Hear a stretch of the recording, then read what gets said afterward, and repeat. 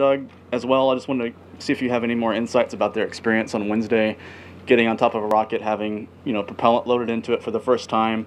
There was a lot of discussion about the risk involved with that, with the load and go fueling procedure. Just want to get their perspective and your perspective on that.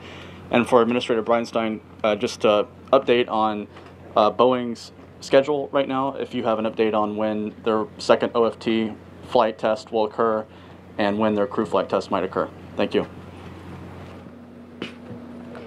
So I was fortunate enough to talk to Doug Hurley the night before their first launch attempt, and I think he gave me a call because I'll be the next Marine flying, and he wanted to give me a little bit maybe of fatherhood. And so we talked about the weather, and I asked him, how does that feel? Well, how would it feel like to scrub? Do you have concerns?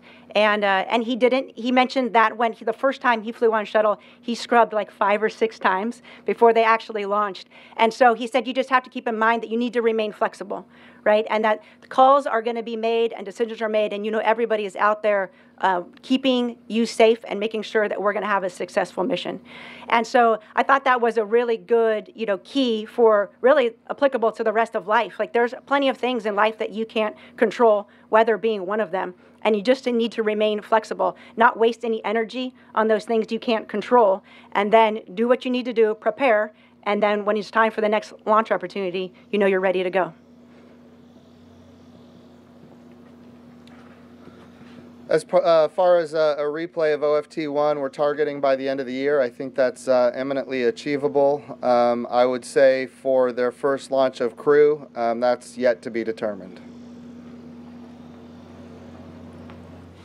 Hi, this is Daniel Oberhaus with Wired Magazine. This is a question for the administrator. I know we're all not hoping for another scrub this weekend, but given that things aren't looking so great right now, I was hoping you could tell us a little bit about the precautions that NASA takes. I would imagine you have to shut down the range, bump stuff back.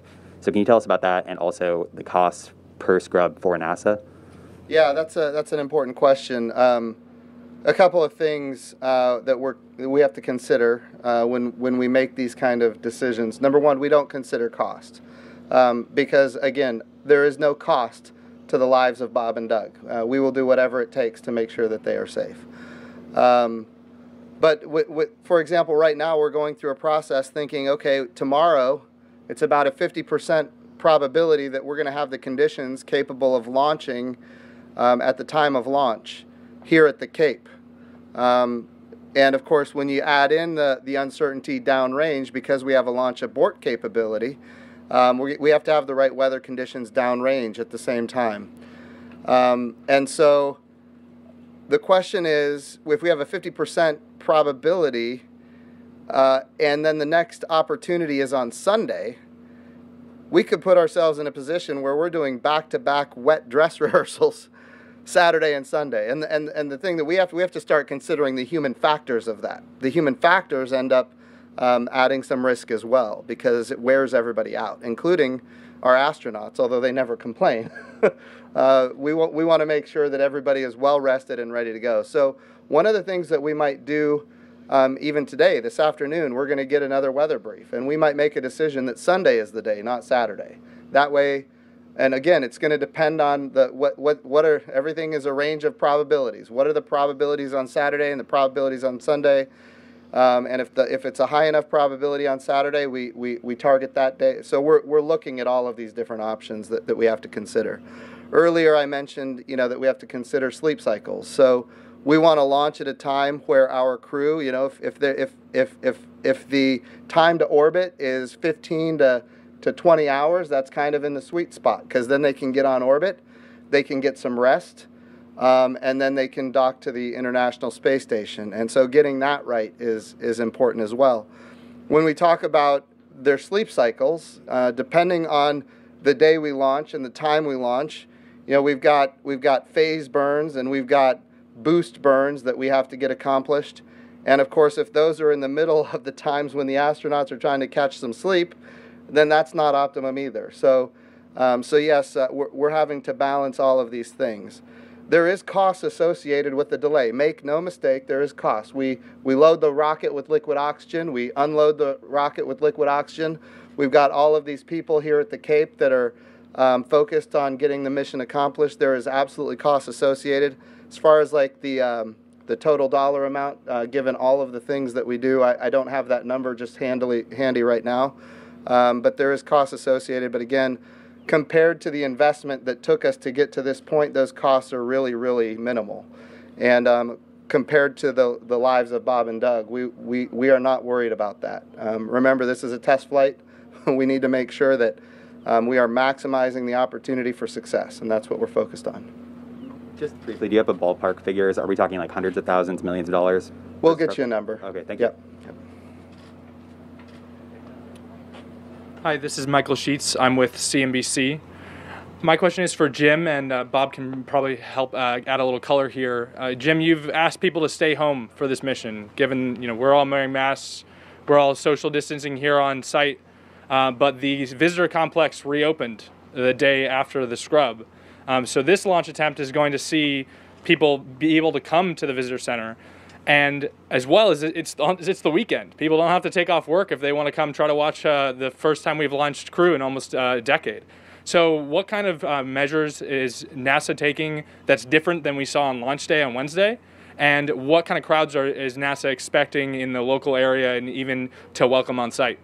So just so you're aware, yes, I don't know what the count is, but lots and lots of people came to the Cape to watch this launch.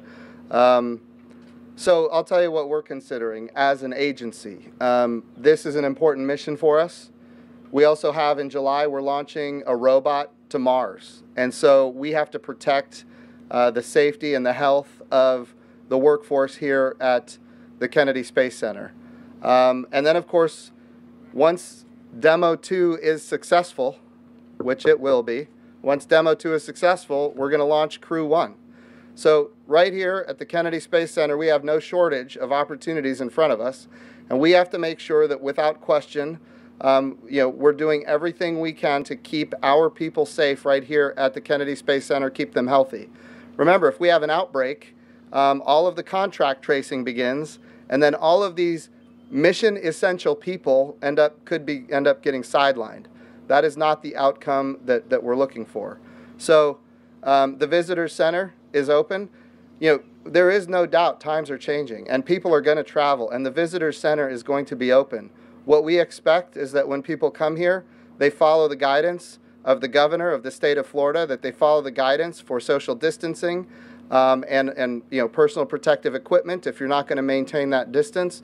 And if people do that, they're going to be safe. But we will make sure that the people that are involved in these mission essential functions for this country, launching American astronauts on American rockets from American soil, launching our next rover to Mars, that these mission essential functions will not be placed in jeopardy.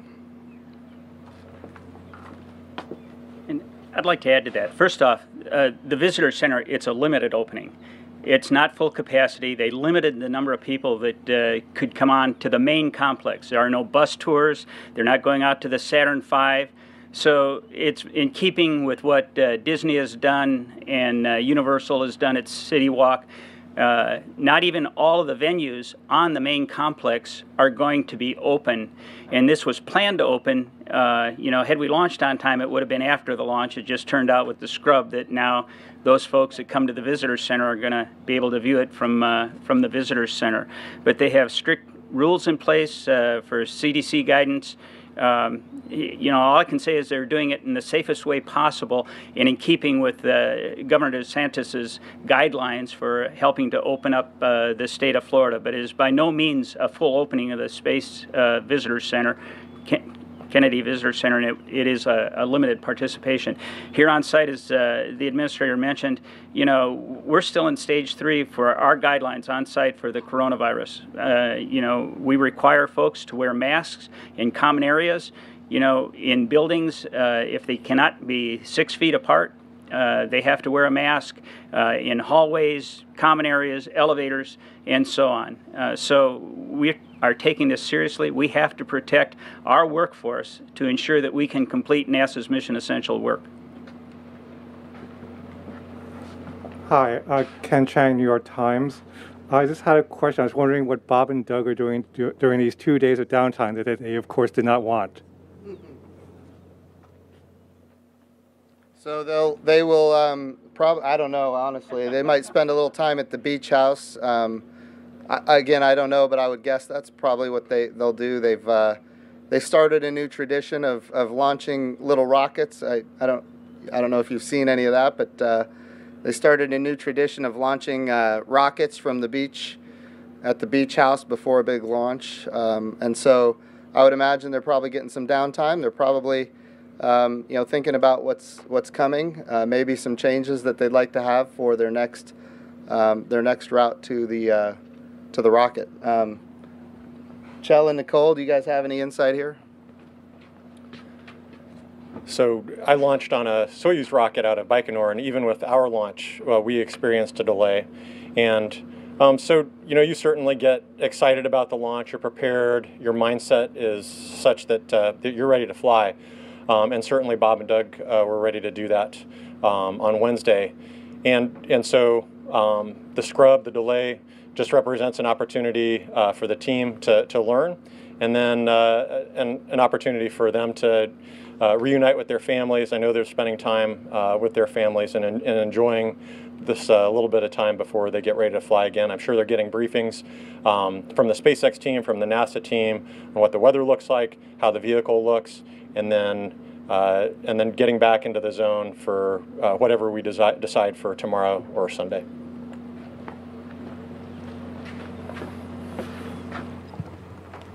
Good morning. Hi, Greg Pallone, Spectrum News 13. This is for the administrator and also Mr. Cabana. It's been 9 years. 9 years since the Space Coast, since America saw a launch. This area was devastated after the shuttle retired. Lots of people laid off. What type of inspiration after 9 years does this flight mean for the Space Coast in particular and Florida? Thank you. Oh, it's absolutely huge. And I cannot compliment Bob Cabana and his team here at the Kennedy Space Center enough. As you mentioned, when the space shuttles were retired 9 years ago, this area was devastated. And then that was with the cancellation of the moon program, Constellation. So all of those jobs that were anticipated were also eliminated. And it was all at once, and it was absolutely devastating. And so what has happened now is Bob and his team have put together, and I'm saying this because Bob won't brag about himself, but they've put together this multi-use spaceport. So we've got commercial, we've got civil, and of course, we've got military launches that are happening from this facility now in a very robust way. And the economy has come back. The markets are working here in a way that we couldn't have even envisioned 9 years ago. And now we have, a budget, a NASA budget that is the highest it's ever been in history in nominal dollars. And it's as high as it's been. Obviously Apollo in real dollars was higher, but our trajectory is right. When I took over this job, our budget was $19 billion, and the budget request for next year is $25 billion. For the first time since 1972, we have a human landing system funded to go to the surface of the moon, and not just funded, but also under contract for the development of that human landing system. And of course, with the development of the Space Force and the 45th Space Wing, Cape Canaveral Air Force Station, there's going to be lots and lots of economic opportunity happening here. Some of it for good reason, because we want to do exploration, science, discovery. Some of it for not so good reason, because we've got bad actors around the world that are making space more dangerous, and we need the 45th Space Wing, we need the Air Force to do what is necessary to keep our country and our exploration and the commercial capabilities of space safe. But I will tell you, right now, we're thrilled to have the support from the administration at the level that we have it. We've got strong bipartisan support. One of my jobs as the NASA administrator, and I took this very seriously when I took the job, how do we create a program that is sustainable? How do we create a program that's not going to invest billions of dollars and then get canceled? Well, we do it by getting strong bipartisan support, which we are having. We do it by making sure our international partners are engaged and contributing significantly in dollar values and in capabilities, which they are doing. When we think about the Gateway, building a space station in orbit around the moon. Our international partners want to go to the moon with us, and we, of course, welcome that. The President's Space Policy Directive 1 said go to the moon, go sustainably, go with international partners, go with commercial partners. We now have when we go to the moon in 2024, we're going to go with a commercial human landing system. So we're expecting our providers to go get customers that are not NASA, driving down our costs, increasing access. So we're building the markets that make it sustainable. The history of spaceflight is that the government created the demand and the government created the supply. And when you do that, you are always limited and you are subject to the whimsical budgets of politicians. And that's where we were 9 years ago. And because of the great work of Bob and his team, because of the vision to commercialize space, that's not where we are today. We need a resilient space program that includes the best that America has to offer from a government perspective, from a commercial perspective. We need to bring a coalition of nations with us, which is what the international partnerships are all about. We need bipartisan support. And more than anything, the reason I'm here, we need these people that are watching on television right now to support the program, and they do. And that's why we do so much communication outreach. If we have public support, then of course we get the support of the representatives in Congress, which of course provide NASA's budgets. And they have been overwhelmingly supportive in a bipartisan way. So yes, we all remember what happened 9 years ago. We remember it. And we're doing everything in our power to make sure that that doesn't happen again. And that's my job as the NASA administrator. Bob, I'll let you say a few words. Well, first off, thank you, Jim, for your kind words. I'm just extremely pleased to be a member of this team. It is awesome what we've accomplished. And Greg, you said we haven't seen a launch in 9 years. I'd like to say anytime a rocket ship leaves planet Earth, I don't care what's on it, it is an event and worthy of note. But you know, you talk about humans and what it means. I happened to see a picture of the Max Brewer Bridge for the last launch attempt in Titusville there. And it looked like the last flight of the space shuttle. Our nation, it means a lot to see our astronauts launching on U.S. rockets from U.S. soil. And anytime you put a human on a rocket, it's another step up. I mean, it raises the level of concern, it raises the level of importance, it raises the level of our looking into it to make sure that everything is right. And yeah, it's awesome. I can't tell you what it's going to mean to me to see a U.S. rocket launching crews again off that pad out there. That's what they were designed for. We went to the moon from that pad. I launched 3 times off that pad. You know, to see Bob and Doug launch off it and then to get Boeing launching, we are on the verge of a new era in human spaceflight. This is just the beginning. It's only going to get better. So yeah, it means a lot, and I truly am excited about it. To me, it's a culmination of a lot of hard work by this team here at the Kennedy Space Center, and I couldn't be more pleased. Thanks. I enjoy every launch too, by the way. Just, you know that. Thank you very much, guys. This will be our last question. Hi, Marcia NAP again for Mr. Bridenstine. How much credit do you put on Elon Musk personally to be where you are today? I know it's a big effort, but you know he's the linchpin in it all, and he's also a colorful, high-profile figure for lots of different reasons. How much of attention is being drawn to all this just by virtue of him as a person? You know, you're making a wonderful point.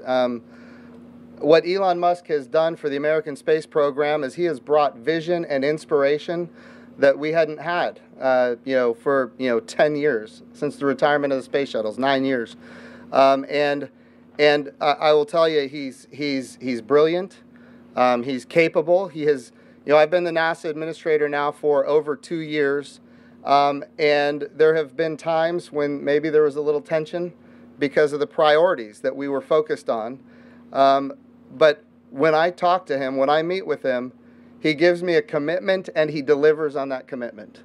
That has happened every single time. So we're very proud of the team that he has at SpaceX. We're very proud of the partnership between NASA and SpaceX. And yes, in this particular case, we're at a point in time where we've asked him to do certain things and he has absolutely delivered. Could I? Yeah, Jim Morehart. I'd just like to add to that. You know, I was witnessed the flight readiness review last week, and it was said, you know, we started out as a partnership, and in many respects, it's become a friendship. Now, there's still a healthy, you know, distance between a contractor and this agency, but there are a lot of relationships, and that's what makes our success. They actually embedded Bob and Doug into their manufacturing facilities so that their line workers got to know them personally. So they're personally invested in their safety. And it goes, yes, as Jim said, from Elon, but it goes down to the line worker. And I can't reiterate how much Jim has said.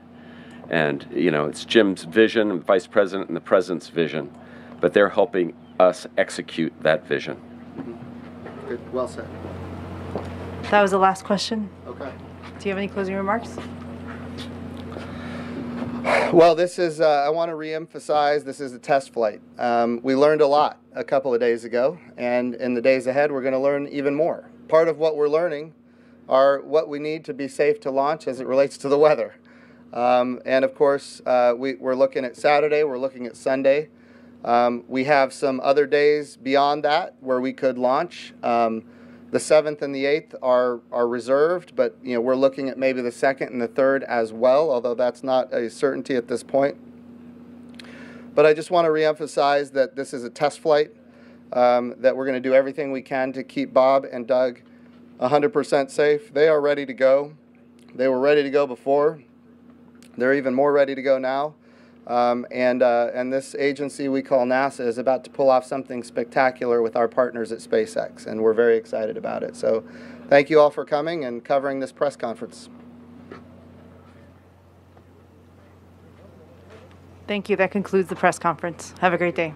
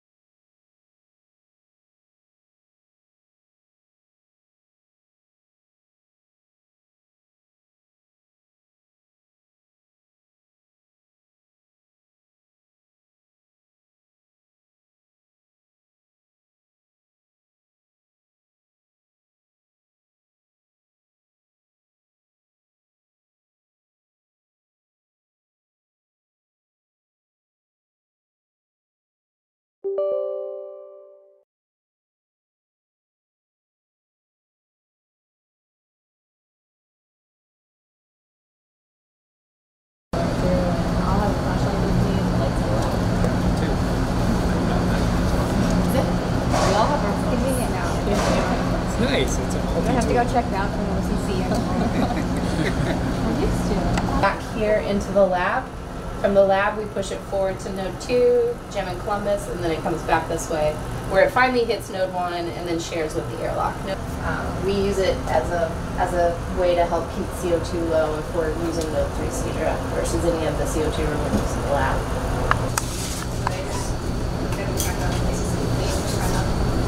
Here and down the bottom. And then when we stow them on board, we make sure that we're not stowing them with the stems in contact with each other, because that, again, could cause them to leak. And we don't put a lot of pressure on them, especially when they're nice full bags that, again, would The only thing I really wanted to talk about in here was hatches, just because we have easy access to a couple hatches. You guys have already gotten your hatch training. It hasn't changed. We want to keep it uncapped if it's not to space so that you can equalize across the hatchway if for some reason got stuck.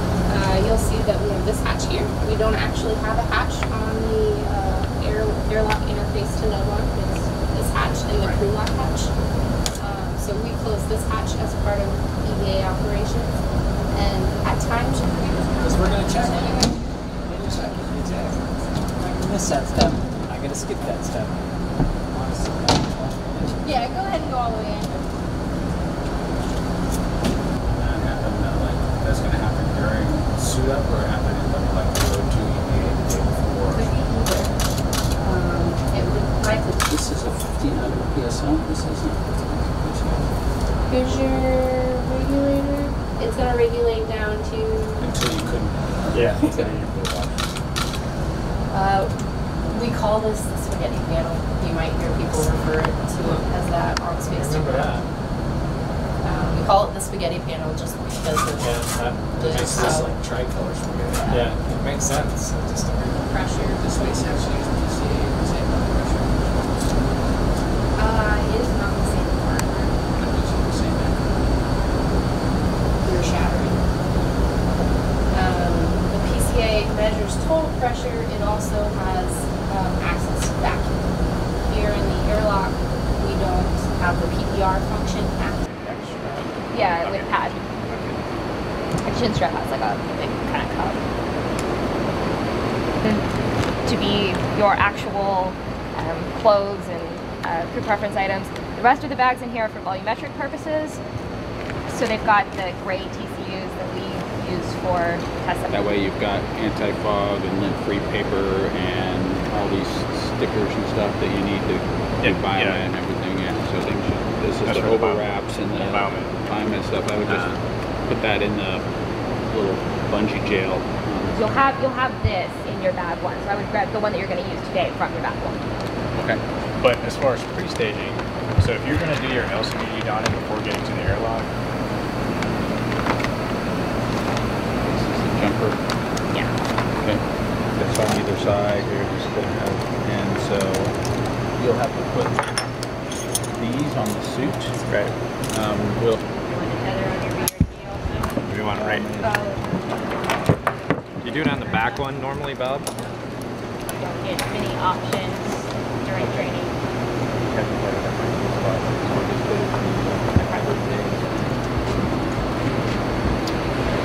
And we go. Make sure you just watch your head and use the strap.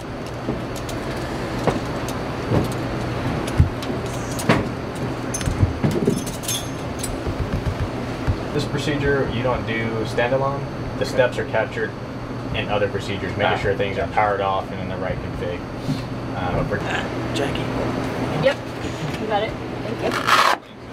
Nice. So, this is kind of what it could look like. This is kind of what it would look like outside the whoa. On the UIA. And so typically we'll bring in a backup PCS because you guys will be isolated for 10-2. So.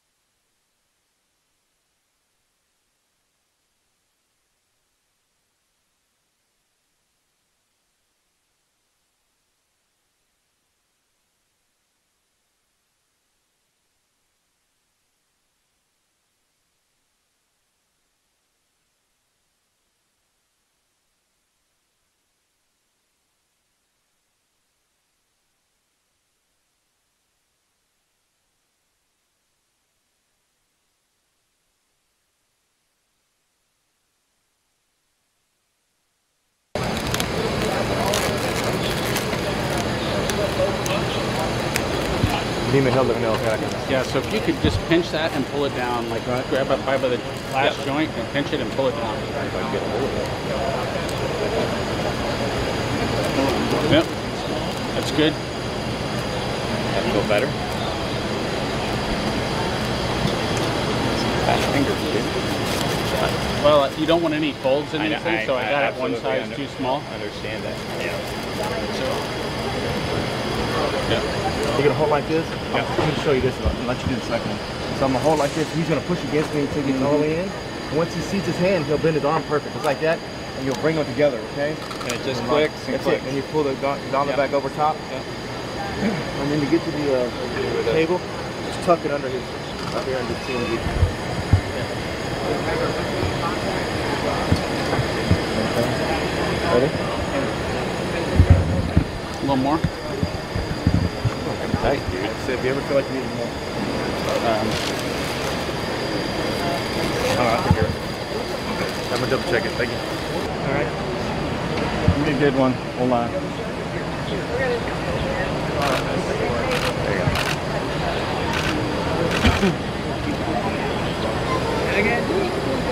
All right, good.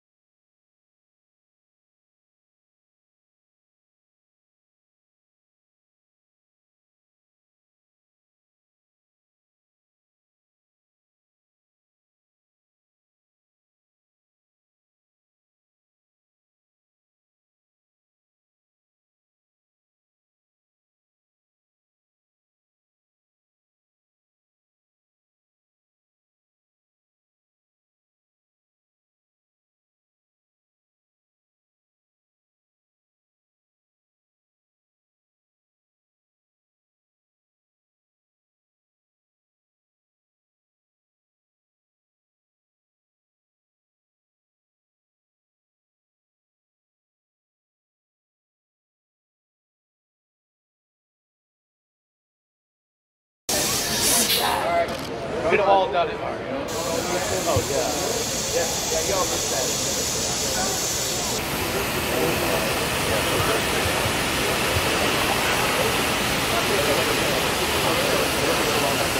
All right, here's the money maker.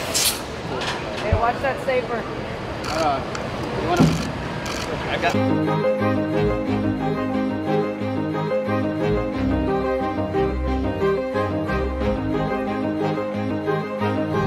Astronauts Neil Armstrong, Buzz Aldrin, and then finally Mike Collins, now boarding the transfer van for the trip to the launch pad. Flashing their cameras as the crew comes out.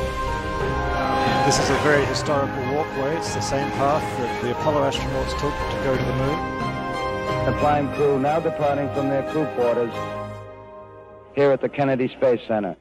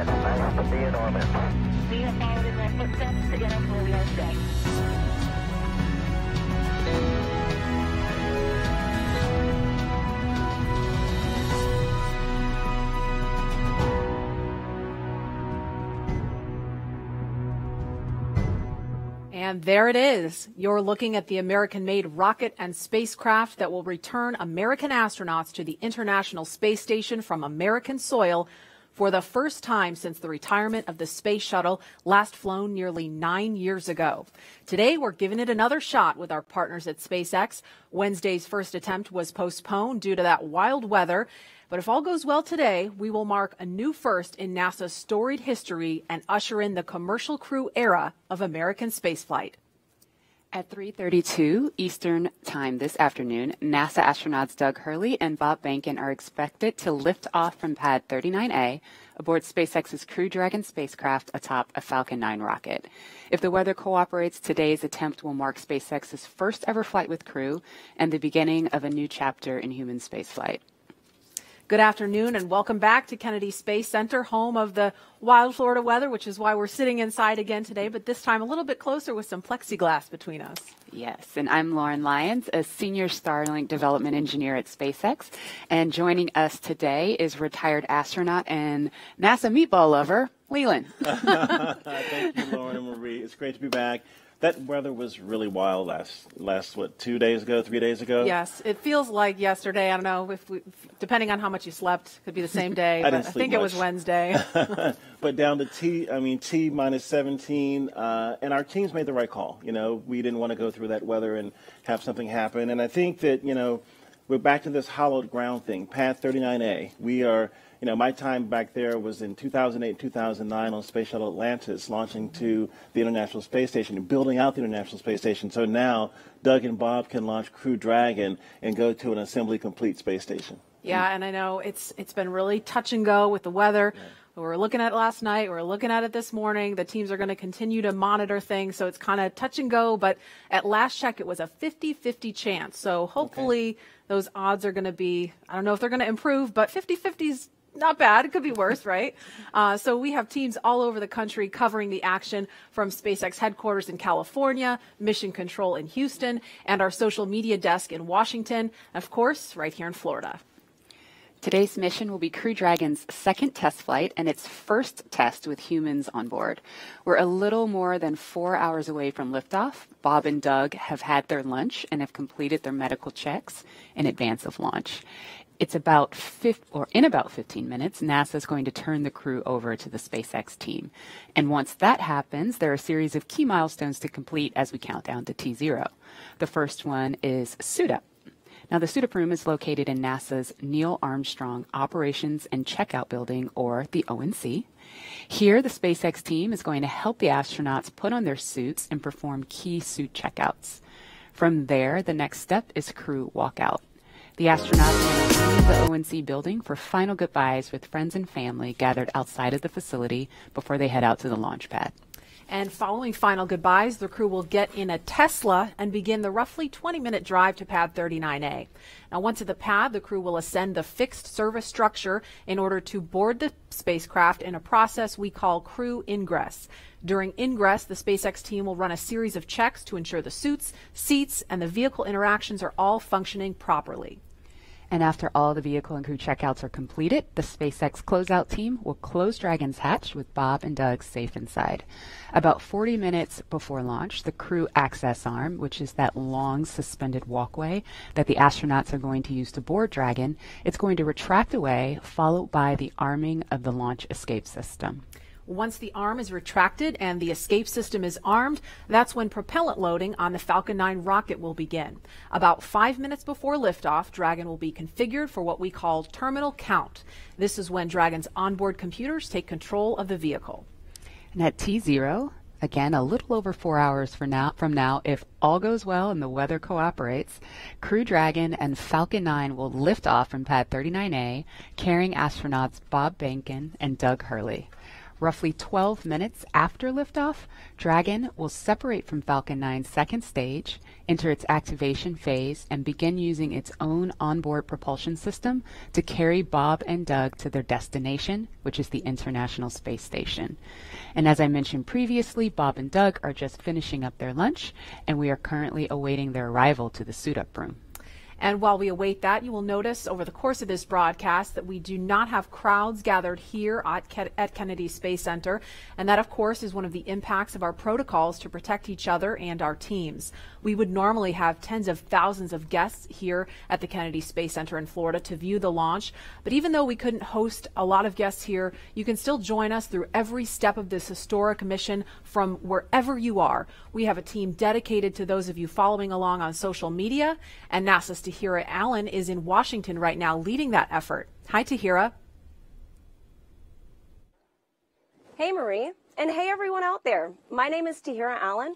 And if you are one of the 4.9 million people tuning in on Wednesday, we are so glad to see you here again. If you weren't able to witness the pre-launch activities on Wednesday, you are in luck because I'm here to bring you all the excitement happening on social media around the nation. This is a big day for both NASA and SpaceX, and we are ready for you to be a part of it. We had a lot of people engaged on Wednesday, so we want to see if we can top that energy today. We will be sharing your photos and thoughts live on air during today's broadcast, so don't hold back and show us how you're getting ready for liftoff. You can join the conversation by using the hashtag LaunchAmerica on NASA's Facebook, Twitter, Instagram, and LinkedIn. I'll be monitoring that hashtag LaunchAmerica all day to highlight your social media posts throughout the show. You'll also be able to engage in social media polls during today's broadcast. And so even if you tuned in before, these are brand new polls, so just head on over to NASA's Twitter to cast those votes. So I know most of you are tuning in from home today, but that doesn't mean you can't get involved in the action. Check out NASA's Instagram and Facebook to find our Launch America augmented reality filters. They place you right at Kennedy Space Center, and you can actually see the Falcon 9 rocket lift off in a pair of sunglasses. If you haven't already, be sure to check out our first ever global NASA social. So head on over to NASA's Facebook to join the group. We've got all new social badges, a nice fresh photo here, some Q&As with some very special guests, and also behind-the-scenes tours of Kennedy Space Center in Florida. And not to mention, just an awesome community of people excited to witness this moment. So, just right here, in training, getting ready for that Launch America. So if you're just tuning in, to get us started, we have a poll for you on Twitter right now. We want to know what NASA logo you are sporting for today's launch. The iconic meatball or the iconic worm? Head on over to NASA's Twitter to cast those votes. And with that, let's head back to Lauren at Kennedy Space Center. Lauren? Thanks, Tahira. I don't want to sway the vote, but, you know, I'm all about that worm. Meatball. The debate rages on. Aside from our debate, the purpose, or the main purpose of today's demonstration mission is to put Crew Dragon through the final operational tests to officially certify the vehicle for human spaceflight. The SpaceX and NASA teams have put years of work in development, testing, and training to get us here today, and now we are just around the corner from seeing Falcon 9, Crew Dragon, and Bob and Doug lift off for the first time, and doing it from that same historic launch pad that first sent humans to the moon more than 50 years ago. Now, it's really good that we're inside today because I'm still ready to run across here and try to hitch a ride to space on that Crew Dragon. It's a beautiful vehicle, what SpaceX and NASA have done together to create this incredible rocket, it makes me want to just run out that door right now and get out there. Well, you're not allowed to leave today, but Leland, I don't know if you've seen some of the comments on social media. You've been nominated by a lot of followers to fly one of the future missions of Crew Dragon. So I don't know. Yeah, let's do that. Okay. So we are just about 3 miles from Launch Complex 39A. Leland, don't get any ideas. I know that's not that far. That's where liftoff will happen in a little over 4 hours. And so we want to check in now with the team at SpaceX Hawthorne, where NASA's Dan Hewitt and SpaceX's Jesse Anderson are keeping an ear on operations. Good morning, guys. Hey, good morning, Marie. Thanks so much. First off, hashtag Team Worm. But hello from SpaceX headquarters in Hawthorne, California. My name's Dan Hewitt. We're here for round 2 for this historic launch. And Dan, we're so glad to have you back here today. Hopefully the weather is working in our favor today. It looks really sunny and nice out there, so fingers crossed. My name is Jesse Anderson, and I'm a lead manufacturing engineer here at SpaceX, and we are so honored to be NASA's partner in returning humans to space from the shores of Kennedy Space Center. 10 years ago, we sent the Dragon that's displayed right behind us on its first orbital demonstration flight, and I speak for all of us here at SpaceX when I say we could not be more excited to finally be sending humans to the International Space Station. And just as a refresher, today's mission is known as Demonstration Mission 2 or Demo2. This is going to be the first time a commercially built spacecraft will launch people to the space station. Demo2 is an end-to-end flight test from launch to docking all the way to splashdown in the Atlantic at the end of their mission. And this is the final test for NASA to certify SpaceX for regular crew flights to the space station. Right now, SpaceX and NASA have teams working together around the country. On the SpaceX side, they have teams at the Cape performing final launch day checkouts as we speak, just to make sure Dragon is healthy and good to go. At the moment of liftoff, we will transfer authority over Dragon from our firing room in Florida to Mission Control here in Hawthorne. Mission Control will have insight and command of Dragon systems for the entirety of this upcoming mission. And since Dragon is a highly autonomous vehicle, our teams in Mission Control will be continuously monitoring the health and performance of the spacecraft through the entire duration of its journey. That's from liftoff all the way until Dragon splashes back down on Earth. While there are a number of people on headset here in Mission Control right behind us, the mission director is the one in charge. It's also where the SpaceX Core, which stands for Crew Operations Responsible Engineer, who's essentially the voice talking to astronauts throughout their flight, will reside. Dragon and Falcon 9 together have years of operational experience, or what we refer to as flight heritage.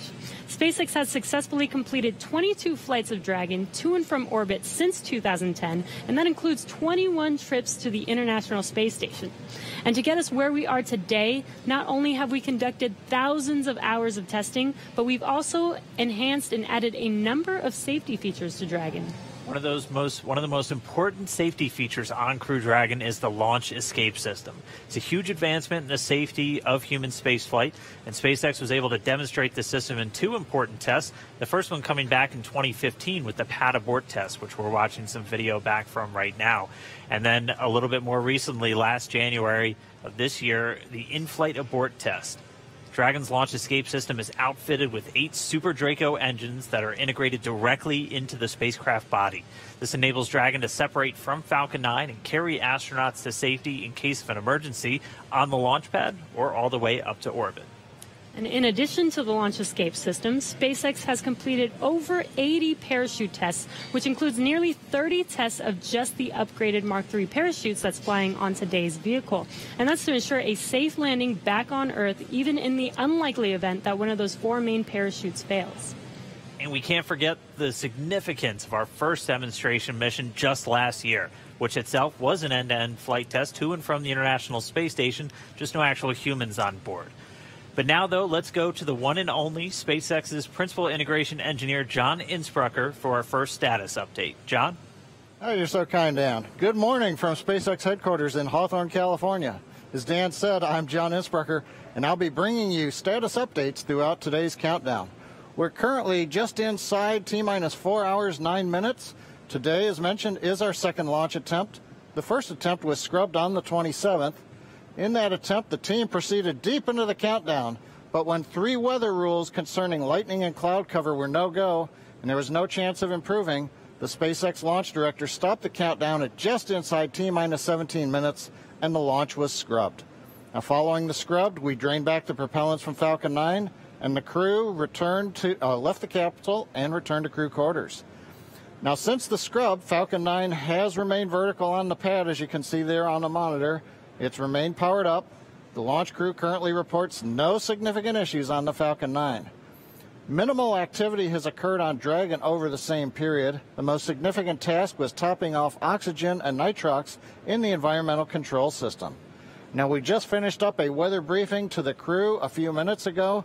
Conditions at Kennedy Space Center for launch, 50% chance of violating conditions, which is also 50% chance of good conditions.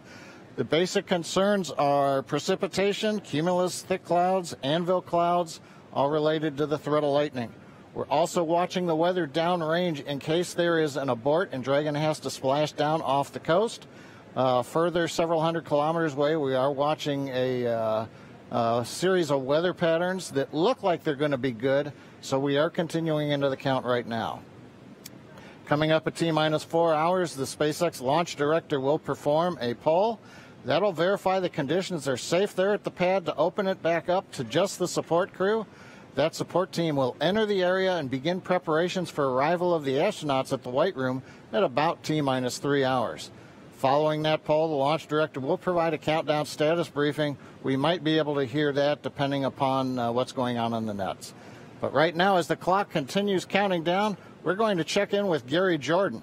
He is with the flight control team at NASA's Johnson Space Center in Mission Control, Houston. How are the teams looking there, Gary? Thank you, John, and welcome everyone to Mission Control Houston. This room you see behind me is one of 3 flight control rooms at the Johnson Space Center, also known as Flight Control Room 1. This is where teams monitor and direct all of the operations on the International Space Station. It remains staffed 24 hours a day, 7 days a week, 365 days a year. And today the team is especially focused on monitoring today's launch operations and making final preparations for Bob and Doug to dock with the station tomorrow morning.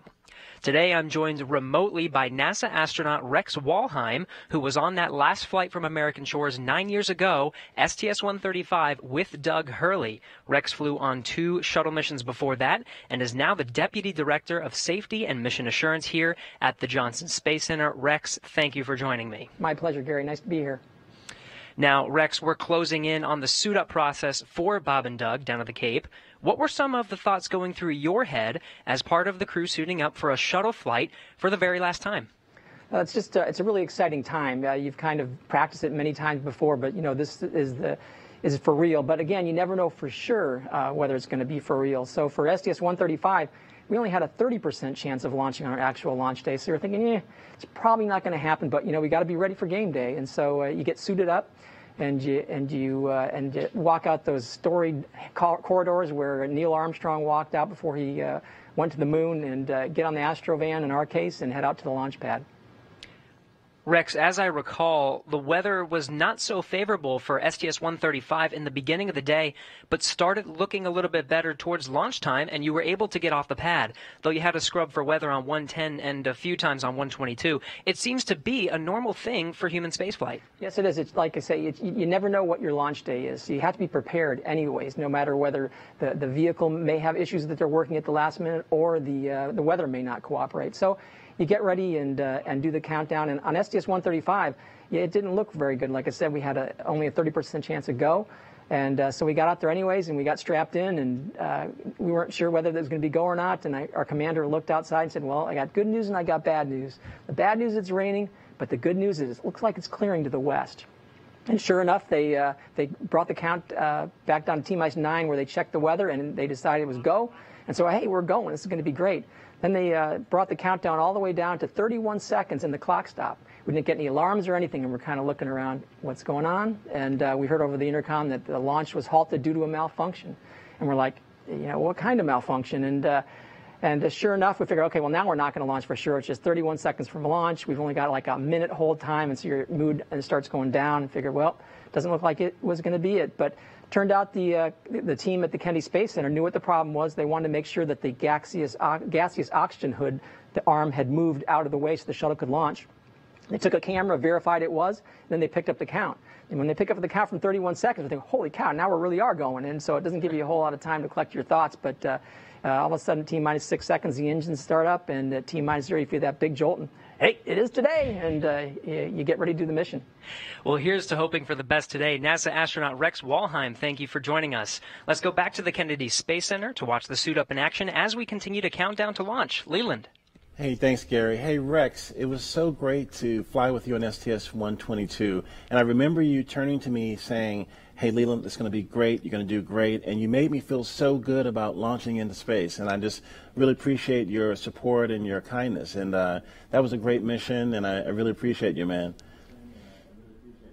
Hey, it was great fun, Leland, but you're a pretty big guy, and so you didn't exactly leave a lot of space sitting next to you on launch for your buddy here. I kind of had to, kind of scrunch myself to the side. I remember that one sim we had where we put our spacesuits on and got into the simulator, got all strapped in. And you being a former NFL player, having played professional football, like I say, there wasn't a whole lot of room for me, so I kind of squeezed my way the best I could. But I remember saying to our commander, Steve Frick, I said, hey, Steve, next time we fly with a professional athlete, why don't we pick a jockey? So it was a little bit, crowded there, but it was a wonderful flight, and it was an absolute pleasure to fly with you, Leland. Likewise. And when you came home on 135, I was with your family. I remember it was a night landing, and I said, hey, Fergie's back. And your son, I'll never forget this, he said, hi, Dad. And it's all about the families. And you did such a great job on that mission, flying with Doug on that last shuttle mission. So thank you, Rex, for everything you've done. We're going to go live in crew quarters in a minute and see Bob and Doug suiting up. Yeah, absolutely. Thanks, Rex. And my takeaway from what Rex had to say is, you're telling me there's a chance. There's a chance. There's a pretty good chance, actually, 50% in fact. And the astronaut crew quarters is where astronauts live in seclusion before missions to space, and it's where Bob and Doug have been living for the past 10 days. Now, the suit-up room inside of the crew quarters is something of a national landmark in and of itself. This room was first used as a suit-up room for Apollo 7 back in October 1968. And for every crew mission since then, when launching from U.S. soil, serving 400 different astronauts on a total of 150 missions. This is the room where Armstrong, Aldrin, and Collins suited up over 50 years ago, where astronauts John Young and Robert Crippen suited up for the first shuttle flight, STS-1, back in 1981. And for every shuttle flight over the next 30 years, think of that. Every flight to the moon, every flight of Skylab and Apollo Soyuz, and every single space shuttle flight started in that room.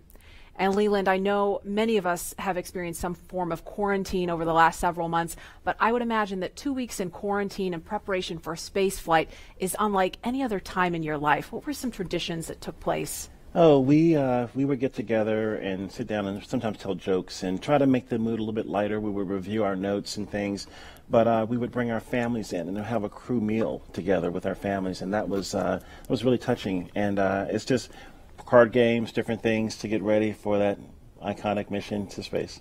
Absolutely. In many ways, everything prior to this moment was preparation, and everything after this is the mission. And prior to Wednesday's first attempt that we told you about, the suit-up room was last used for the final shuttle flight, STS-135, in 2011. And I want to mention one more detail about that mission. We want to show you a picture of the crew from the last American spaceflight launching from U.S. soil.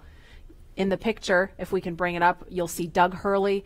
There it is, Doug Hurley. He was the pilot for STS-135. Today he is the commander of Demo2, the spacecraft commander.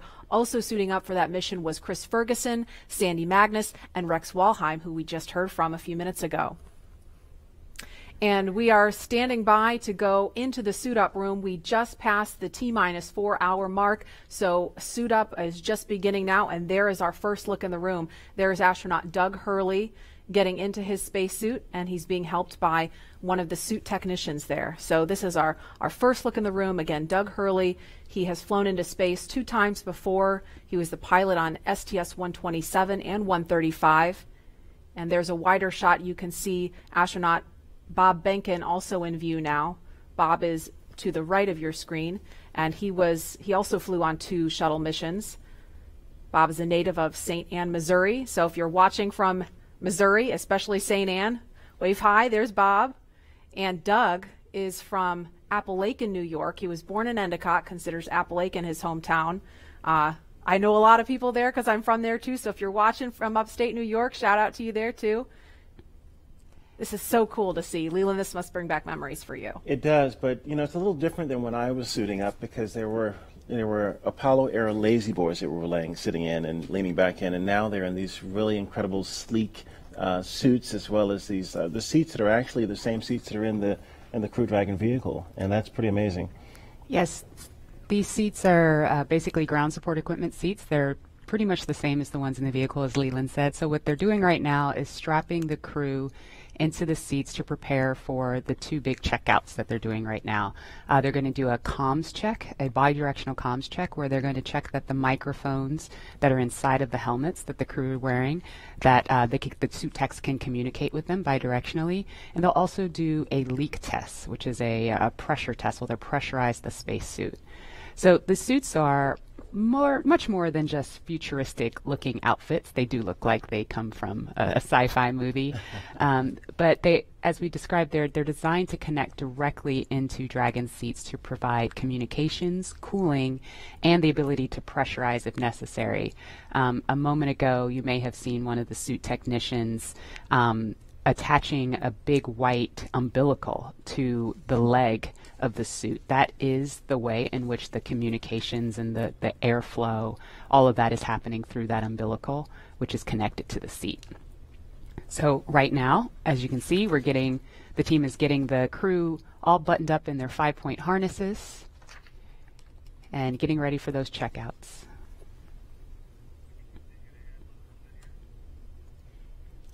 And there's that worm again, Leland, right front and center. How does that make you feel on a spacesuit? It makes me feel just great, Marie and Lauren. We have a lot of heritage and tradition with the meatball, but I'm able to be a little bit more flexible now.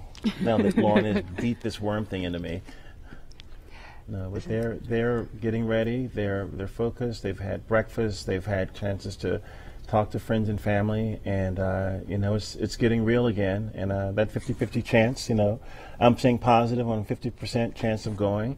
Seeing the suit techs around them with these futuristic-looking flight suits versus the white suits that we've had in the past. It's transitioning from that old legacy to this new era in space travel. And I think working with NASA and SpaceX, working together as one team.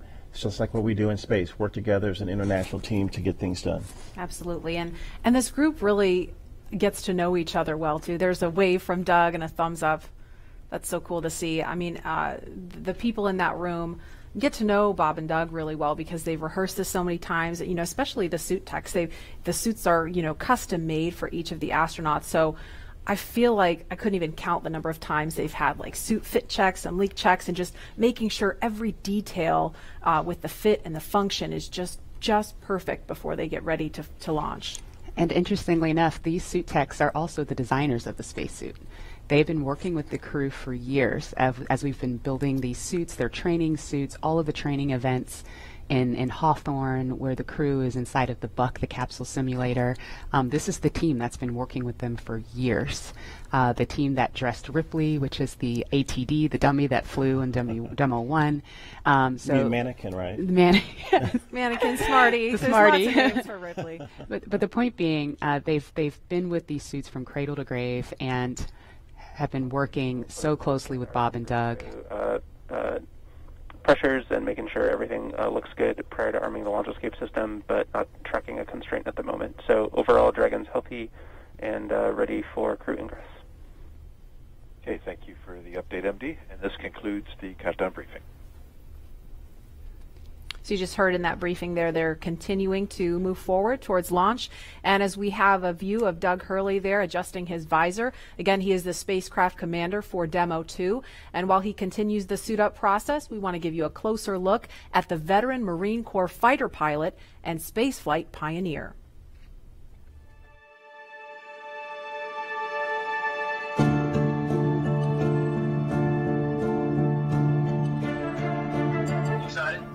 Very excited. Yeah, very excited. You feel ready? Still pumped? Oh yeah, I think we're ready. I think we're certainly ready. Joining the SpaceX Demo2 test He is a Marine Corps colonel and test pilot. He was selected as an astronaut in 2000. He piloted Space Shuttle Endeavour and Atlantis for STS-135, the final space shuttle mission. Introducing NASA astronaut Doug Hurley.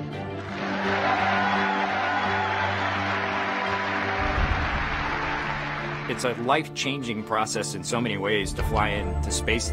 It's just overwhelming in some respects. Just the sensations, the rumbling, the shaking, the acceleration. When the engines shut off and you go from, in the case of the shuttle, you go from 3 Gs to 0 Gs instantaneously and things start floating. And I remember distinctly just thinking, what just happened? To see a rocket launch in person is, it's a pretty emotional event. I remember the first time I saw a shuttle launch, and it was amazing. And then when I saw a shuttle launch with my wife on it, that is quite the emotional experience. My name is Doug Hurley, and I'm the spacecraft commander for the Demo2 mission to the International Space Station.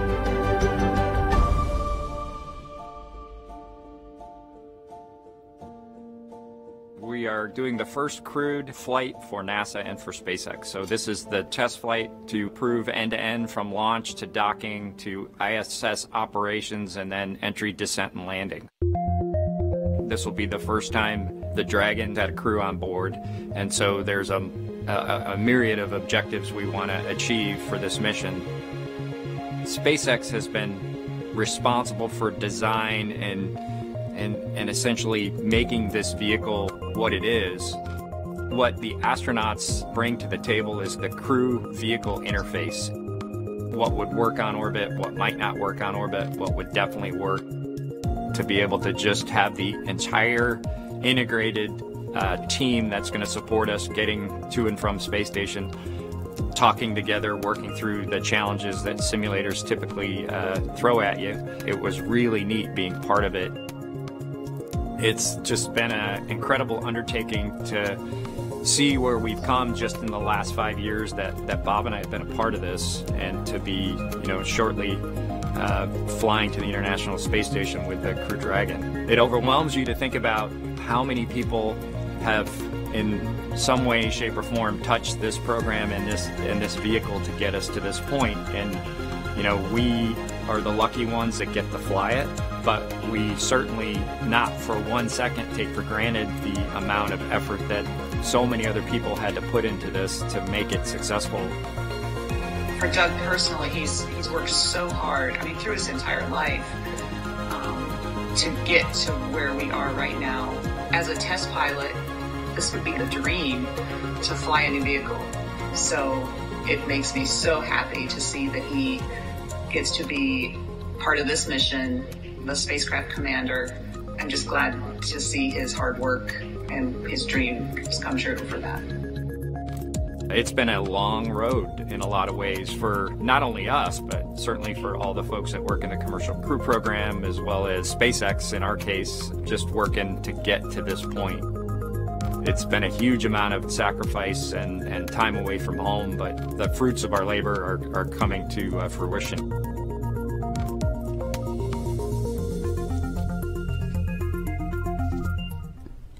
We are now getting closer to when we expect to see the crew complete their suit checks and walk out of the Neil Armstrong Operations and Checkout building. And before they do, here's an introduction to the Joint Operations Commander for Demo2, who you see to the left of your screen there, former Air Force flight test engineer Bob Behnken.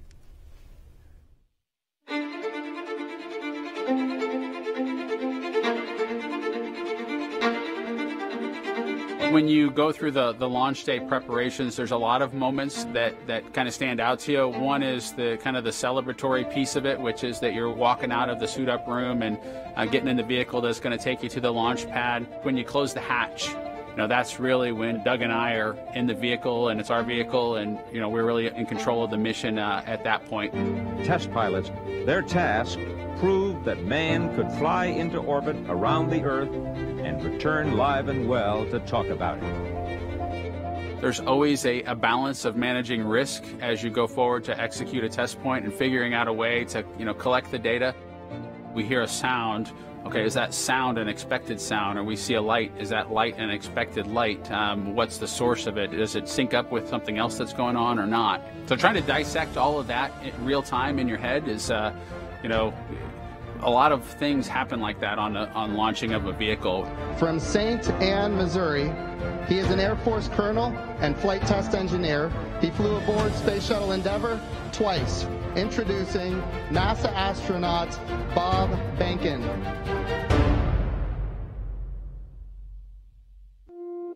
My career at NASA has kind of spanned a couple of decades at this point. I arrived with the class of 2000, went through the training program, primarily focused on the Space Shuttle and the International Space Station, learning those systems. Having launched a couple times on vehicles, the second time was definitely different than the first time. You can feel a little bit guilty of, hey, should I study one more thing, or is there one more piece of information I should get? Am I really prepared or not? So that's definitely different between where I was on my first flight and where I'm at right now. It's been really interesting, I think, for both my wife and I to have gone through the process of seeing each other launch in space. I've seen her take that risk and had it be in front of her, and I've done that to her. And there's just something different about watching a rocket launch when there are people on board. You feel a little bit differently about the pit of your stomach, and I can only tell you it's multiplied significantly when it's somebody that you know, and then somebody, of course, that's a family member. It's even multiplied more. For me personally, as a spouse, watching everything that Bob has put into this over the last 5 years, the dedication that he's shown, the perseverance is pretty special. For both of us, though, the way our minds work, it won't be until sort of the mission is complete that you have really a chance to savor it and celebrate it. This is a huge accomplishment for an Air Force flight test engineer to be part of the demonstration mission of a brand new vehicle. It's going to be amazing. Without a partner that has that same appreciation, I think it can be challenging for some folks. There's a lot of work and a lot of time that takes away from family that that my spouse appreciates, and I love her for that. Really, my role on the Demo2 mission is to make sure that we get this vehicle tested and evaluated so that we can move on to more operational missions at the International Space Station. We've got a lot of objectives on board the vehicle that we need to accomplish to really make sure that it's good to go. We'll make sure all those systems are working during the test flight so that the future missions will have them available even if they don't plan to utilize them. Through years of the NASA team helping to share that experience and teaching them the lessons that we've learned by going through this, now there's another capability in the U.S. besides NASA to operate something of this magnitude. When is the last time humans launched on a new vehicle? Certainly on the American side, it's been several decades. Now we're in a time when we've got multiple vehicles under development. It's a great time from a space exploration time frame just to see all that happening, and it's because of this nurturing of the environment, being able to pull in a wider group of people who can contribute towards human spaceflight. It's a super cool time. On a deeply personal level, I'm really excited that my son is get a chance to see me launch into space. Being an astronaut has been a little bit of an abstraction thing for him because he's seen me do it in old videos, but he hasn't seen me do it for real. And so I'm excited for him to see this launch. I want to thank the entire Commercial Crew Program team that's worked together to get to this point where we've got vehicles in the launch pad ready to head to the International Space Station.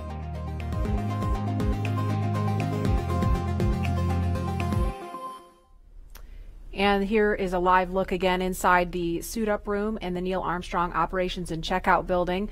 We can see now NASA Administrator Jim Bridenstine. He's talking to the crew. You won't hear any audio in here, and actually we had some questions about this Wednesday because people were like, why can't I hear what they're saying? That's by design. It's not a mistake.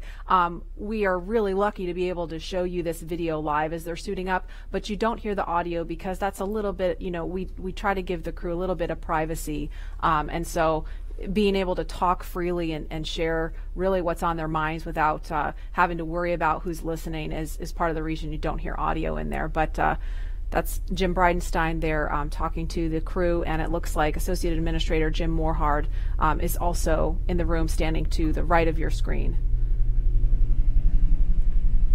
And these are great moments to get a last chance to talk to the senior leadership of NASA as they're about to go off and launch into the cosmos. And I think when you look at how Bob and Doug complement each other, and how these SpaceX suits, you know, they really complement the astronauts too, because they're more form-fitted, they're custom-made, and this is a moment where they're getting ready to, you know, do the real deal. And Lauren, I think, you know, the integration of the suit and the vehicle and these seats is just really, really impressive. How y'all at SpaceX did that.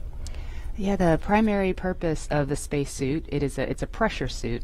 Now, the Dragon capsule is already pressurized, so even in the vacuum of space, the crew is safe when inside of Dragon, but in the unlikely event of an anomaly that causes the capsule to depressurize, we can actually flow oxygen or nitrox into the suit, and that will keep the astronauts pressurized in flight. So that's its main purpose. So it's that form and function, and some style there as well.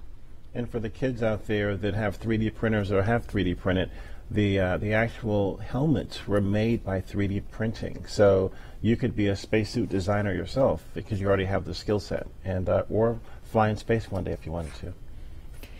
And I'm curious about what kind of conversation might be going on with them. It looks like it's lighthearted. You can see Doug laughing there.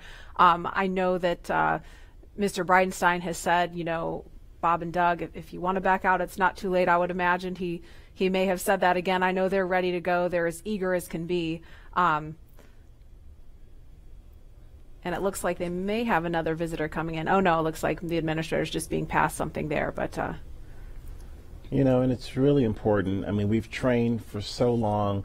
We've gone through the malfunction processes. Now he's doing a selfie. Of course, you got to do the selfie. I didn't see them do this on Wednesday, so they were probably kicking themselves when they walked out. Why didn't we do a selfie in there? I wonder if he has that Instagram filter to put the glasses on. Do you think he has it on? Well, you can tweet at him and find out. Yeah, I might have to do that.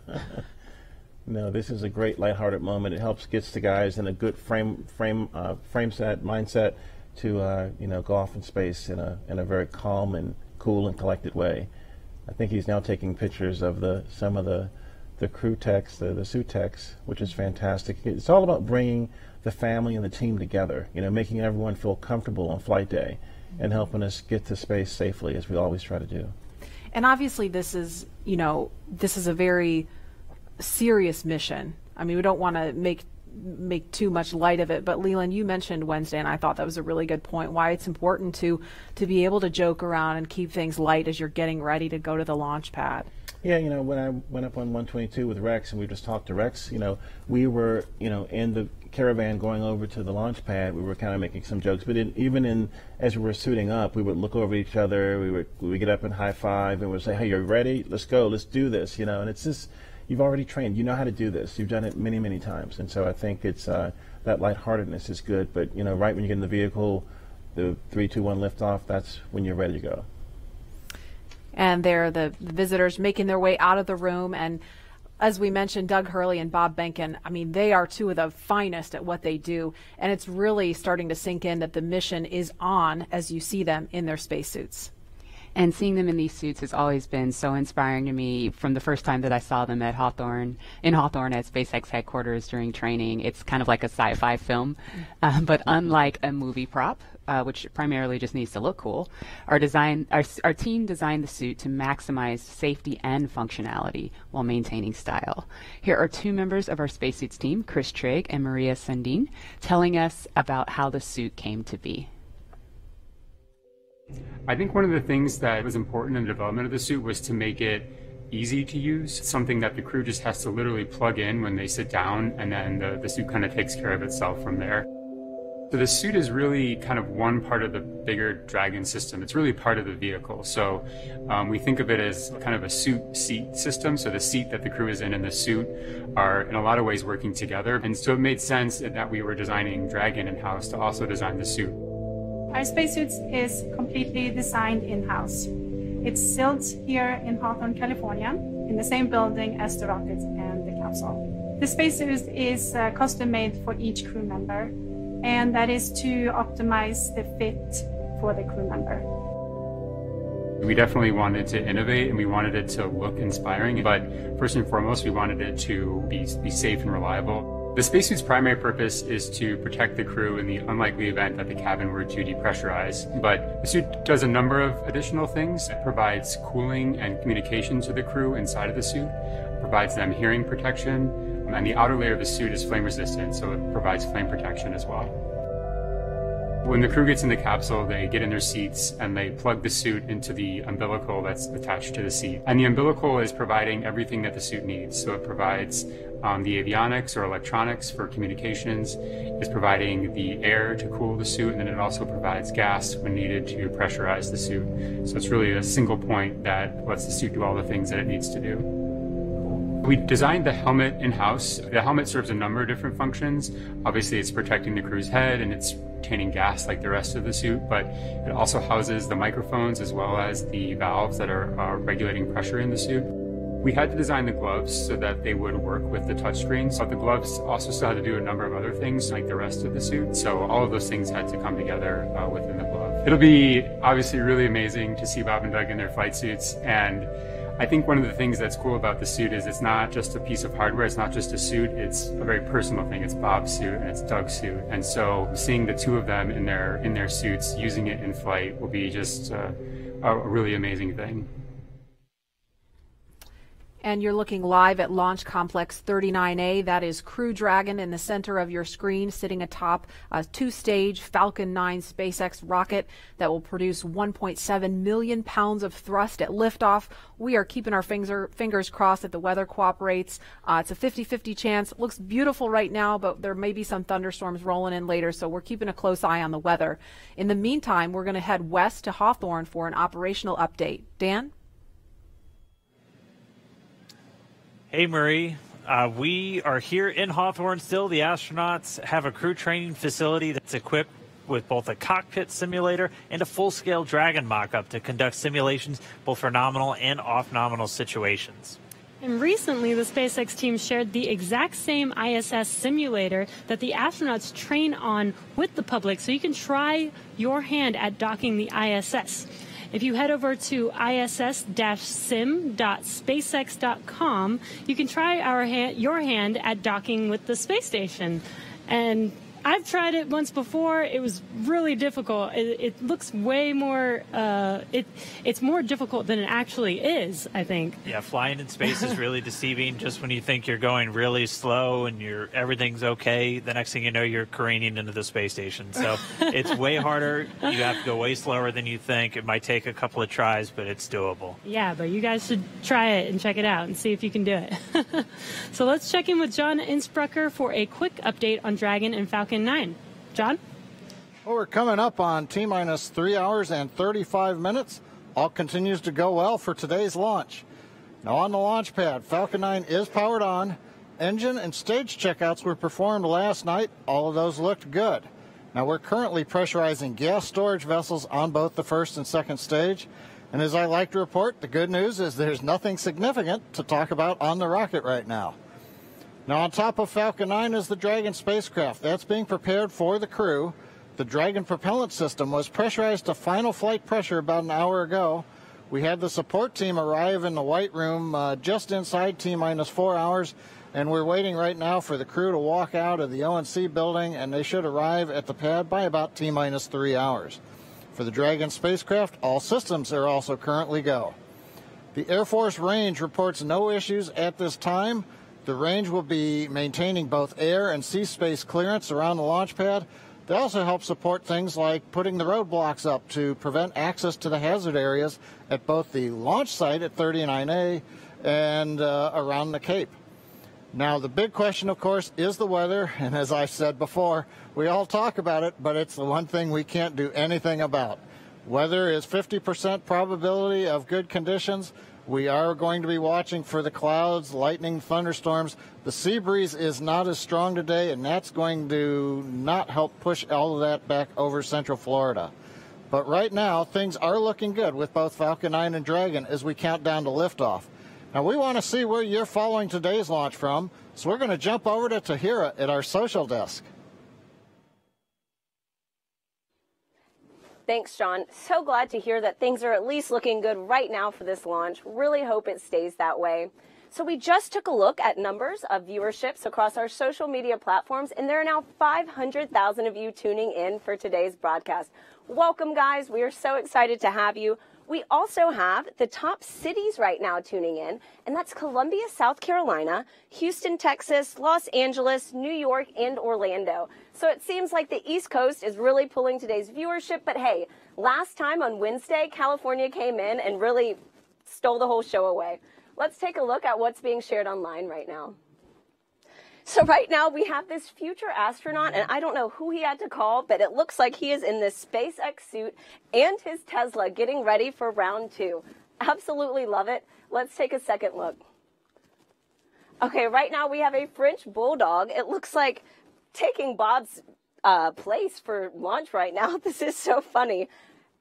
We love to see it, guys. And so for those of you tuning in, be sure to use that hashtag LaunchAmerica on social media and show us how you're getting ready for liftoff. So earlier in the show, we polled users to see which NASA logo you're sporting for today's launch, and the results are in. So it looks like about 62% of you are wearing the meatball today, and that leaves the worm falling a little bit behind. But hey, now that the worm is back, maybe y'all will be sporting it more often. And so with that, let's head back to Marie at NASA Kennedy. Marie? Thanks, Tahira. We have some really spirited reactions here. We're looking live at the ONC walkout doors, but I just have to tell you, Leland threw up his arms in the air in victory when he saw more people sporting the meatball, and Lauren looks like someone just kidnapped her dog. I am shook. Go worm, go away worm. Oh, wow. You know, you can't predict, you know, how everyone else feels. That's the beauty of diversity of opinions, you know. And other traditions like the meatball and the worm, or a card game that we play called Possum's Fargo. And you have to play enough hands to where the commander loses a hand before we can walk out. So that's probably going on right now, and they're getting ready to have Doug lose his hand. Yes. And then we can get in the elevator and come out and get in the spaceship. Yep, so we're giving them that moment in private. And Leland, I wanted to ask you too, because I know, I mean, we had a scrub really late in the count yesterday. We got just under T-minus 17 minutes, and we were all like, oh, it was like a collective groan across the country, everybody watching. And I know you've been through a delay once yourself on one of your shuttle flights. And I wonder, you know, what does it take to kind of refocus yourself on day 2? I mean, do you go through all the exact same preparations? Do you do anything a little different? Is there a little bit of superstition involved? No, not really. I mean, we try to keep everything the same way because we've practiced this way, and now we're in the real day. We're playing this way. So if you stay the same, kind of the same form and function that you've done before, nothing else hopefully will happen that's out of character to your mission. So I think we just try to stay the same way. Yeah, that's good insight. And I know, you know, Bob and Doug, we heard them on the comms after that as they were detanking Falcon 9, and we're waiting for them to get out of Crew Dragon, and they were just cool, calm, collected, thanking the teams for doing a good job. Nobody's getting launch fever, and, you know, they're going to do the same thing today. No matter how many people are watching, they're going to make the same call as they would if nobody was paying any attention. Right, and I was talking to CJ Sturkow before I launched on my first mission, and he said that he made a mistake and flipped the wrong switch on Ascent, and he glommed on that and was about to make another mistake. But he said that he had to just focus and get back to, you know, grace under pressure so that he would make a third mistake, which could have been, you know, catastrophic. So that's what we always try to do, is to try to do everything the same way, be very deliberate, but be very graceful, not really try to overthink something, but try to stay safe. Absolutely. And calm. Yeah, that's so key, and I know that's top of mind for all the SpaceX and NASA teams working on this today. And again, we're just standing by. We expect the crew is going to be leaving the suit-up room in just a couple of minutes, so we're giving them those last few minutes in private at the ONC building. And again, we're looking at the pad here. One of the other things that struck me, you know, we watched the videos about Bob and Doug, and when I went home on Wednesday, you know, because people saw, a lot of people who were watching and then, or maybe are watching again today, saw the videos about them, learned a little bit about their military background. My husband's a Marine, so he's like super pumped about Doug. You know, Doug tweeted Semper Fi, and so I know like all the Marines out there are like just super pumped about seeing this, and the airmen that are watching Bob, seeing them represent the Air Force. I mean, it's just such a cool moment for our military community, and as a military spouse, I definitely feel some of that pride. I saw Charlie Bolden last night coming from the restaurant, and he was very excited about Doug as a Marine, and he's a Marine, and so Semper Fi was definitely something he said, Godspeed Semper Fi, go Crew Dragon. So it's our military people that are helping us with this launch, with the recovery, with all these other things, is very important to the success of the mission. Absolutely. And we want to turn our attention back to the Neil Armstrong Operations and Checkout Building. If we could, we want to take you to a picture of the doors. There they are. Those are the doors at the back of the crew quarters building, and it's an area where family, friends, and members of the media can share one final moment with the crew before launch. Now, the walk through those doors has signaled the beginning of the march towards launch for every American mission to space since 1968. This is the moment that is immortalized on film and video for 400 different astronauts from Apollo all the way through Space Shuttle, serving 150 total missions, and soon, the weather cooperates, mission number 151 with the first 2 commercial crew astronauts. These doors carry with them a legacy of purpose and action, and today they will announce to all of us the start of this, NASA's SpaceX Demo2 mission. And you saw just a little bit of my walkout from STS-129, my last mission. And I remember having my friends and family out there. There was my chemistry teacher that was in the crowd. She got me turned on to science and helped me actually become an astronaut. And I just remember her being in the crowd saying, "Go Leland!" And it was just such a memorable moment for me. It kind of got more rocket fuel in my veins, getting me ready for my mission. Yeah, absolutely. And we were just looking at a live picture outside of the building where we could see some of the folks gathered. We could see Doug and Bob's immediate families. There's a small contingent of media there. I mean, normally that place would be just kind of jam-packed with as many people as we could fit in there to capture that moment. We of course had to scale that back a little bit to maintain social distancing, but there's still a very excited group of people standing outside the building right now waiting for that to happen. Yeah, it's so cool to see their families there and that they have that moment with them prior to getting inside of the Teslas. I mean, seeing that the last time we made that attempt was this incredibly emotional moment. I have no doubt it will also be emotional again. But yeah, that I can only imagine what's going through their heads, you know, in that moment when they're just waving goodbye for the last time before flying. I mean, Leland, like, were you nervous? Were you? You know, at that moment we were, you know, we had been a little jovial in the suit up walkout, but I think at that moment we were thinking about our families, leaving our families, but then at the same time we're going to do this incredible thing for helping advance our civilization. We are working as a team, all the other teams now with SpaceX and NASA and people all around the world, really, you know, in recovery and all these things, helping us get to space so we can advance our civilization. And I think those moments are really heartfelt for us, that a team of people have helped us get to this point. Absolutely. And we are looking at a live picture now of Bob Behnken and Doug Hurley walking down that hallway in the astronaut crew quarters. We just saw Doug wave at the screen, and they're just turning the corner, getting inside that elevator. And this, you can't see it from here, but there is a banner hanging there. You can kind of see it in the back. There's a banner hanging on the wall of the elevator with the signatures of all the people who worked on this mission. So it was really important for them to hang that up in there so Bob and Doug could see it. Yeah, we see that, and we see all those signatures of people that have helped us through training, through fit check, through all of these moments and getting ready for this mission. And it feels like they're going along with us on the ride. Absolutely. And as we wait for the crew to come downstairs to the first floor, we will pause to honor today's efforts with our national anthem. Kelly Clarkson just blew us away with a fantastic rendition Wednesday. Here she is again.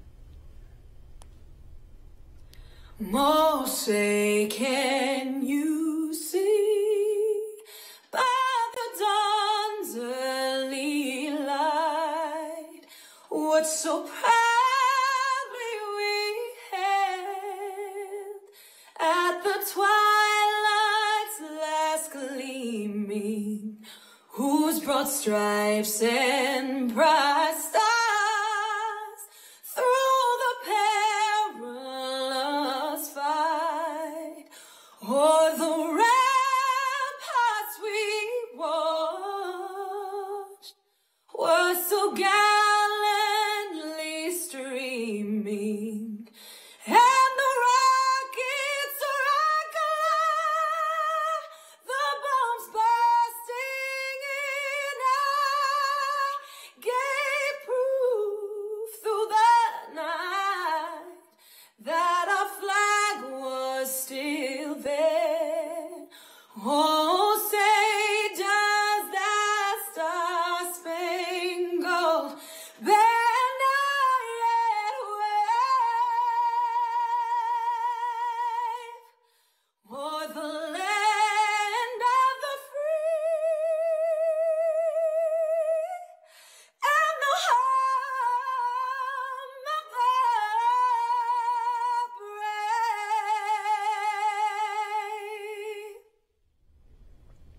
Oh, I got goosebumps listening to that. I mean, it doesn't get old. We heard it Wednesday, but I mean, I could hear that every day of the week. She was blowing. Yeah, amazing. That's a live look again at Launch Complex 39A. We are awaiting astronauts Bob Behnken and Doug Hurley to walk out of the Neil Armstrong Operations and Checkout building any minute now. So we're going to be ready to cut to that shot just as soon as we get the word that they're ready to walk out that door. Those doors, excuse me.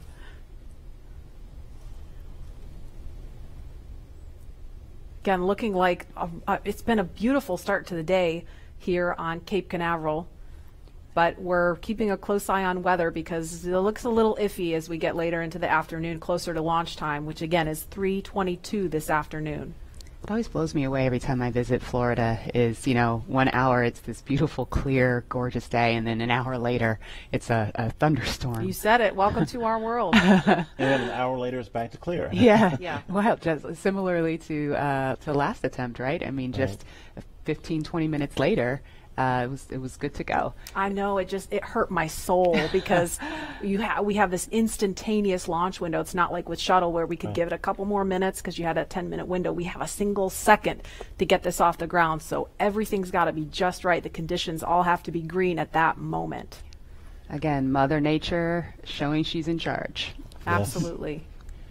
And we just heard we're about 30 seconds, less than 30 seconds now from seeing the crew walk out of those doors. So we are standing by to show you that moment live.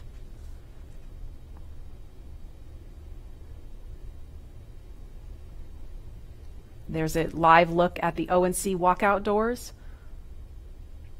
You know, Marie, I think my STS-129 patch is still over top of the door. There's a bunch of patches up there unless they've removed them and put space station patches up there. But this is a very solemn moment for walkout from, you know, a storied legacy of Apollo and seeing Apollo astronauts walk out of these doors. And now we're getting back to U.S. astronauts launching from American soil, walking through these doors again. It's an incredible moment in the era of space travel. And we saw some just beautiful moments when they walked out on Wednesday, and looking forward to seeing those again. I was perusing all of the different newspapers and stories online and just taking in all the photographs, and there the doors are opening. Here they come. Great. And there they are, NASA astronauts. Small crowd, but big cheers. NASA astronauts Bob Behnken and Doug Hurley, Doug on the left, Bob on the right, waving to the crowd there to cheer them on.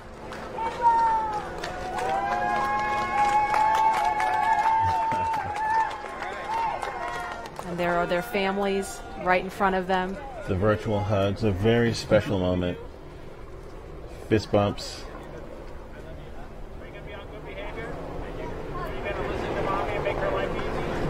You can hear them. Let's light this candle, I agree. Launch America! Bye, guys.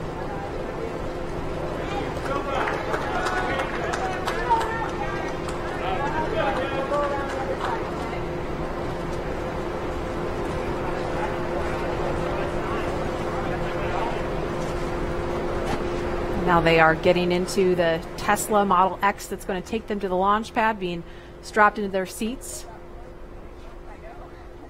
Their suit techs are attaching their umbilicals, so integrated into the Teslas. These are not just any Tesla you can just buy off the web or in a Tesla dealership.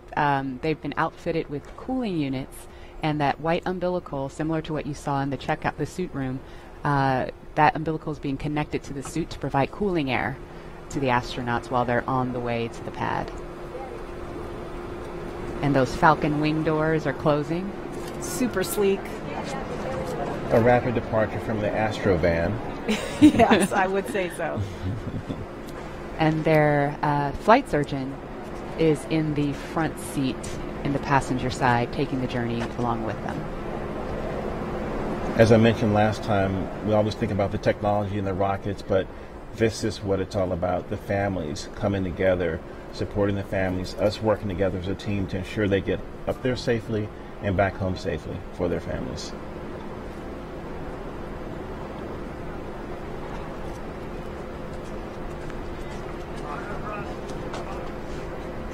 I couldn't hear everything they were saying, but I did catch Bob telling his son to be good for Mom and make her life easy. As a parent, I appreciate that. Let's see that prominent NASA meatball.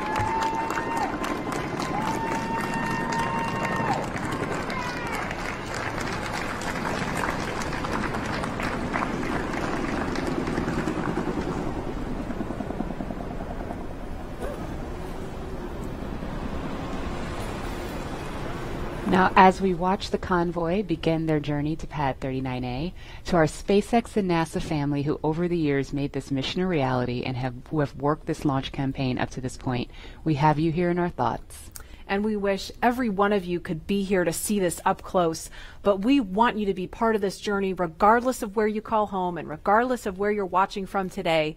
And so for the next few minutes, we are going to follow the convoy, but highlight those whose words and hands and thoughts built all that we see here today. We hope all of you watching can feel the pride each of these NASA and SpaceX team members has for this drive out to the pad.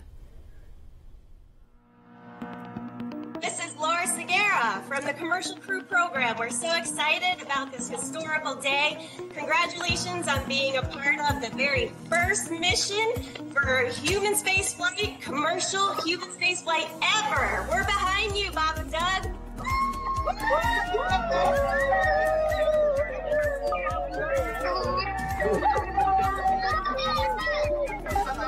I'm Nicole from SpaceX in Cape Canaveral, Florida. Congratulations to SpaceX for hitting another major milestone, and safe travels to Bob and Doug. Bob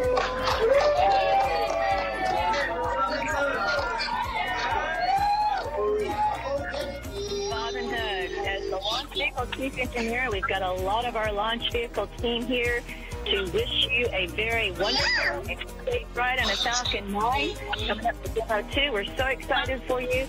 And launch America. It's time to launch. Let's go. Hi.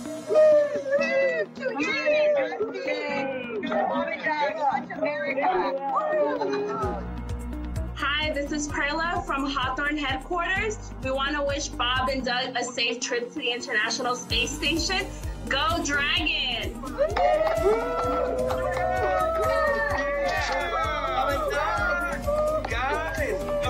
It's been 9 years in the making. This is such a historic time, and our team has worked so hard, and we're very excited to be here. Go Bob and Doug!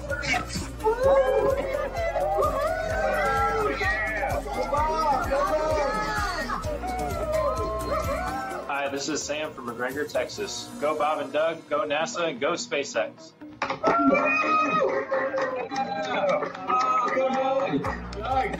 Sean O'Rourke from Johnson Space Center. Bob and Doug, wishing you a great flight. I just wanted to tell you good luck.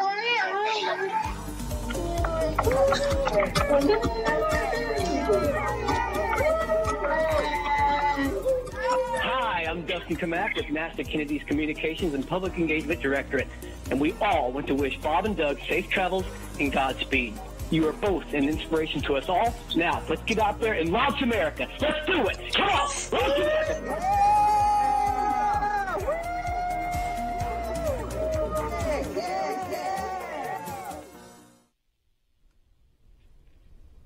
I love seeing that group of people. I mean, we saw all those different groups of folks from NASA and SpaceX, from all different walks of life that have come together to make this happen. And that was just a small fraction of them. Look at that shot. That is so cool. Wow. A little thumbs up from, I guess that's from Bob. Yeah, and you know, it took a little bit of creativity to get this shot to happen. We have a chase vehicle that's on the other side of the road, which is of course shut down, so we could get a camera in there and follow them out. So we are really thankful to Kennedy Space Center Protective Forces for helping us make that happen, so we could see Bob and Doug all the way out to the launch pad.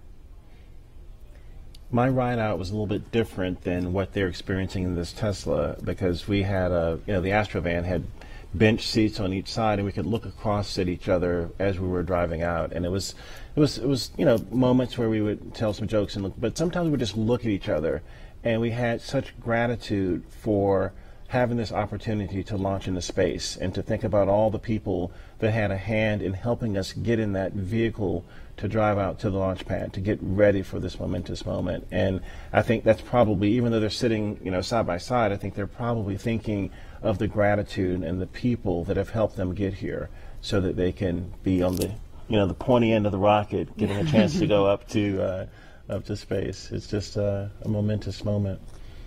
And they're listening to some tunes too, I heard, right, Lauren? Yeah. There are at least 3 songs on their playlist that are super interesting. The first is AC/DC's Back in Black. You know that one. Yeah, well, who doesn't? Right. Another one that they're listening to is the elevator music from the Blues Brothers film, The Girl from Ipanema. Oh, Leland. Okay. Got another career. That's enough. Career That's number enough. 3. That's right. NFL, astronaut, musician. And, of course, they are also listening to the Star Spangled Banner, the Army French Horns version. Now, we didn't have tunes in the Astrovan. No? And I know that the Tesla has a really kicking stereo system. Is that still the custom stereo system that's in the Tesla? I haven't been in this one, so I don't know what they're rocking, but I'm sure it's pretty cool.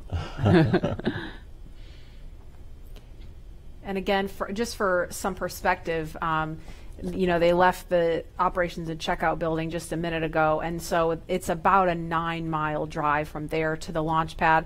It takes them around 20 minutes, kind of depends on how quickly they're trucking. The other thing sometimes that you hear as you're in the convoy is the helicopter, the Huey helicopter flying overhead, and it's kind of also, you know, you're thinking military, you're thinking really important things, and it's a moment that also kind of solidifies in you that, hey, something big is about to happen, and that boom, boom, boom, boom, the sound of that Huey is just in your head, and it feels good that all these people are helping you get there safely. Yeah, I think we heard that actually coming by this building earlier because we were talking. I was like, I hope that's what I think it is. And it was pretty low because it was pretty loud. You could feel it, too. I could feel it. I took this drive yesterday in my rental car, and granted it wasn't in a Model X, and I'm not an astronaut, but driving to 39A, that same route, and trying to put myself, like imagine myself in that headspace, it was pretty awesome. I had to figure out how to get on Falcon 9. Lauren, we're all astronauts. We're in space. That is true. You just gotta get on the rocket. Yeah, well, Leland, there's a big group of people that want you there. I think we should, listen to them. Yeah, I'm all for it. I think we should. Maybe we should make that a poll question. Yeah. Well, we should all maybe go to space. What do you think? I am on board. I mean, not literally right now, but I would like to be on board. Lauren, would you go with us? Absolutely. Okay, poll question.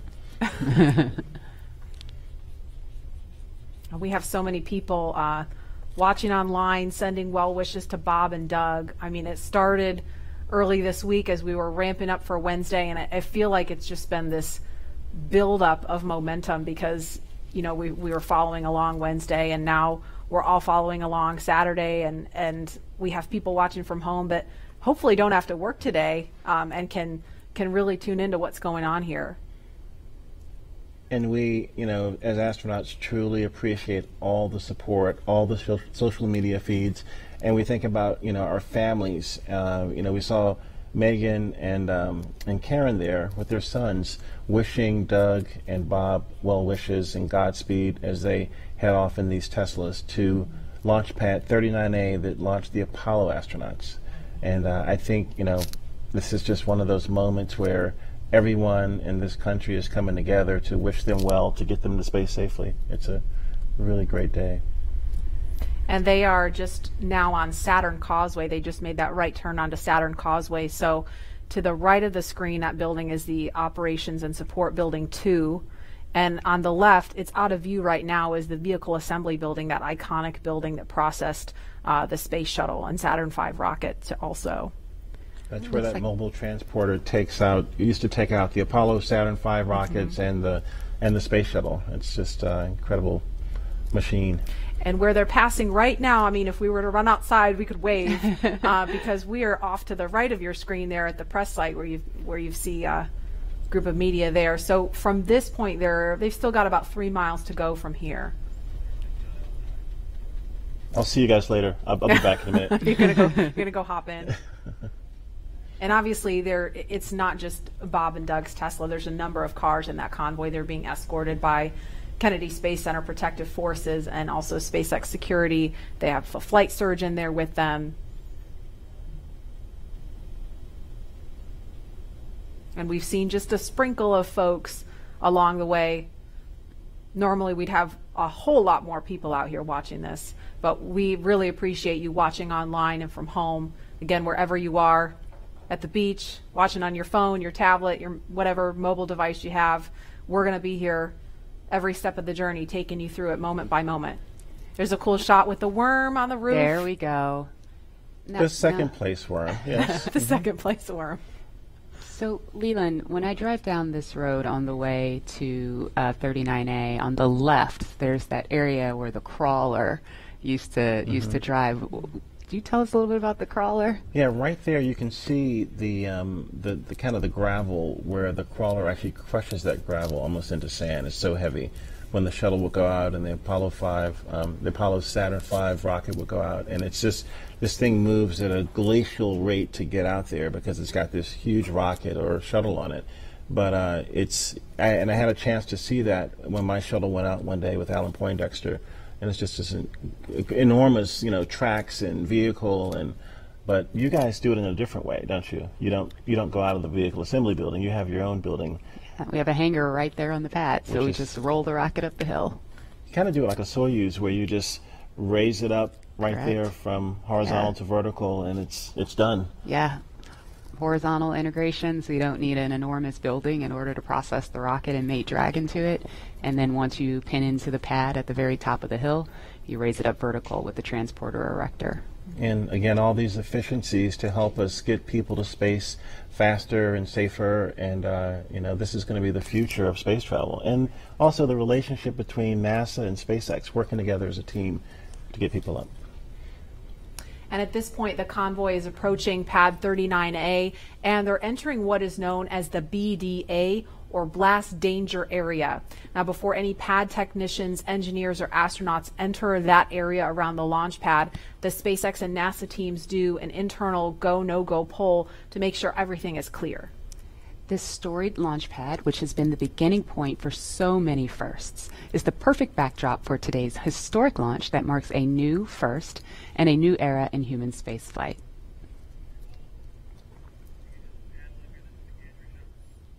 And here's a view from our gantry near the Launch Complex 39A. So we've got another view of the convoy going by here.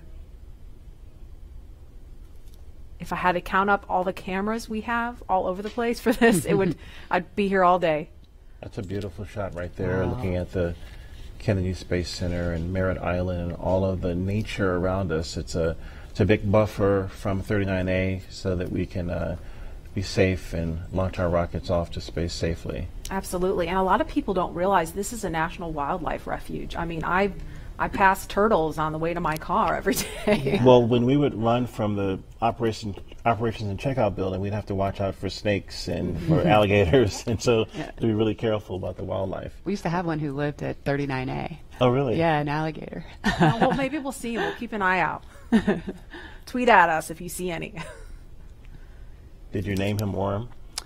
Ooh, it's ahead of my time. I don't know how an alligator would feel about being called Worm, Leland. Yeah, well.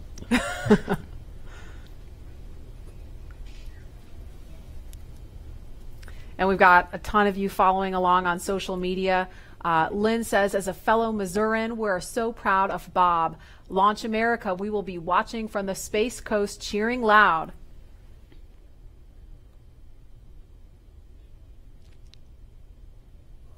And another comment, Godspeed and good luck, Astro Behnken and Astro Doug, #Launch America. There you see the SpaceX horizontal integration facility. It's on the left of the screen now. We saw the front of it from the other angle. Or I'm sorry, no, there it is. I was getting my buildings mixed up, so it's on the right now. Yeah, Bigger building. The other is the Falcon support building. It's where all of our offices are, and yes, you're correct. Thank you for the correction, Laura. There's our hangar. We process Falcon Heavy in there. There are other boosters in that hangar as well.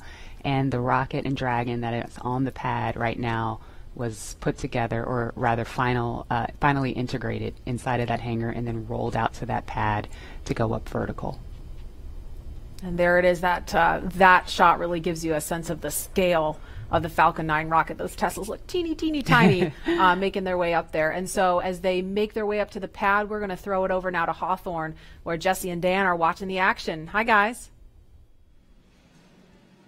Thanks, Marie. Yeah, really cool watching the Teslas pull up, driving on the launch pad just a few feet away from the vehicle. This is awesome and getting really excited over here.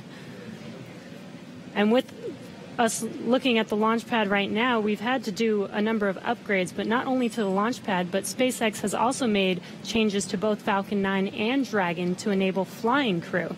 And a key update to this latest version of Dragon is its highly reliable launch escape system that is capable of carrying crew to safety at any point during the ascent of the rocket.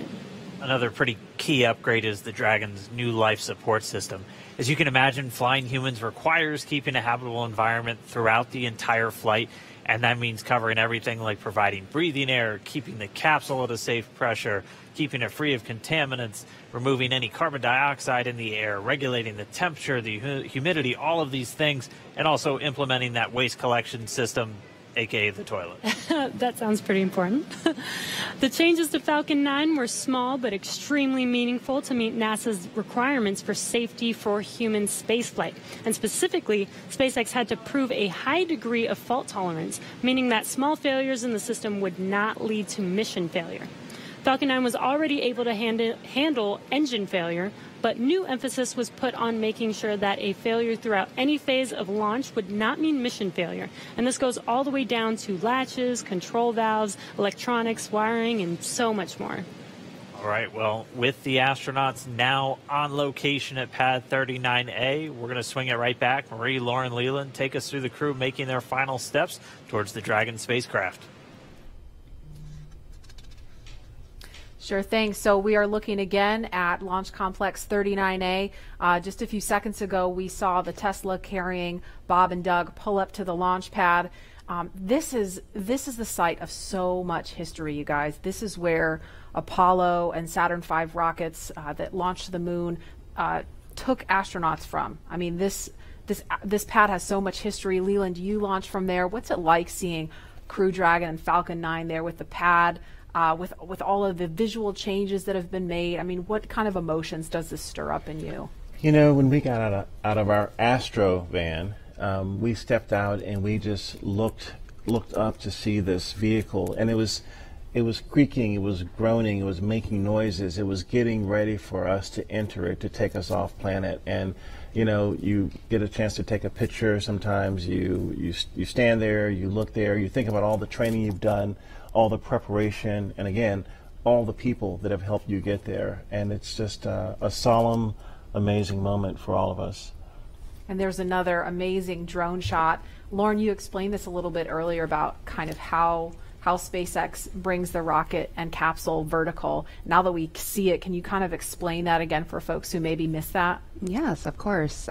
Dragon is actually processed a few miles down the road at Area 59, or Dragonland as we like to call it. We then put it on a truck and drive it all the way to the hangar where the rocket is.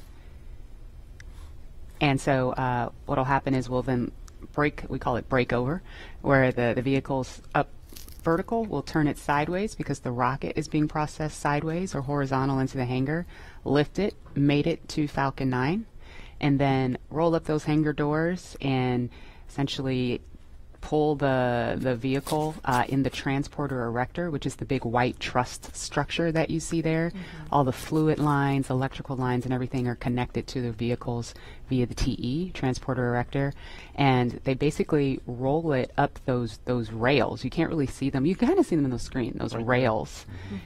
Roll the entire TE rocket Dragon assembly up to the very top of the pad, pin it into the pad systems, and then roll it up vertical. And we are about T-minus 2 hours, 57 minutes, 44 seconds and counting. In just a couple of minutes, we are expecting to hear a formal announcement that the crew is at the pad. Of course, we saw them pull up in the Teslas, and there they are. Looks like they've already gotten out of the car, and they are walking up to the elevator that will carry them all the way up to the 255-foot level, and then they'll have a couple of steps to get up to the level where the crew access arm is. I have the AC/DC song in my head as I see them walking up. You know what I was kind of jamming out to on my way in was ZZ Top, Sharp Dressed Man. Oh, nice. I was like, I don't know, that might be on my playlist if I were in there. There they are, taken in the sight, craning to see the top of the Falcon 9 rocket. It's 230 feet tall if you round up, and then Crew Dragon is another 27 feet from the bottom of the trunk to the top of the nose cone. So when you're out there in person, it's really hard to describe just how large it is.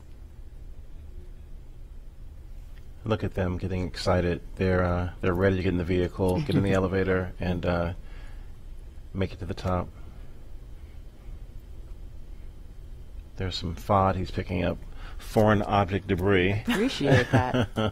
They're also wearing FOD covers on their shoes, by the way. Oh, really? Yeah. We want to make sure that they don't, track the inside of Dragon when they go in. And so right before they enter the vehicle, they'll remove the FOD covers off of their boots. You take for granted, all just the little details like that, all of the thought and preparation that has to go into literally every single piece of this operation. I love the makeover of Pad 39A with the sleek black with the white ticking and the lines, and it's a very futuristic look for this iconic launch pad. And to think what's been there before with Mercury, Gemini, Apollo, shuttle, and now the SpaceX Crew Dragon getting ready for a launch to the International Space Station. Rocket fuel still going through my veins. And we feel so honored to be able to launch from here. Oh, here they are. That's a really fast elevator. Yeah. I know, it really zips. That took them up to 255 feet in just a matter of seconds. They're removing their FOD covers? Looks like they were just maybe checking something on his boot or leg.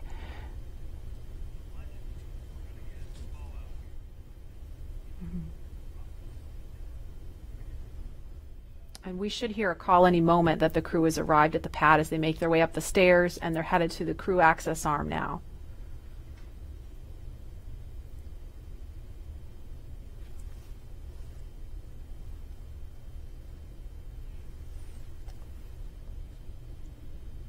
There's the worm again, popping. You know it. Meatball. Don't worry, there's a meatball on Crew Dragon.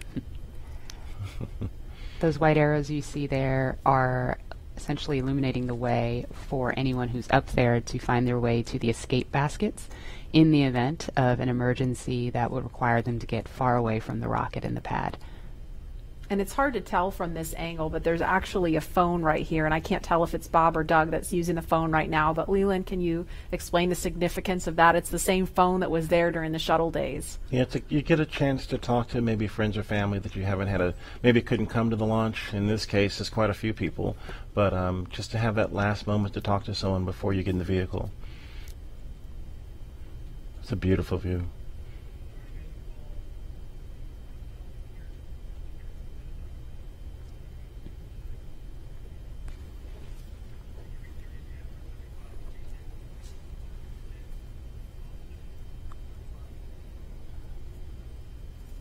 And we're watching the crew when they're done using the phone there. We expect them to be making their way into the crew access arm.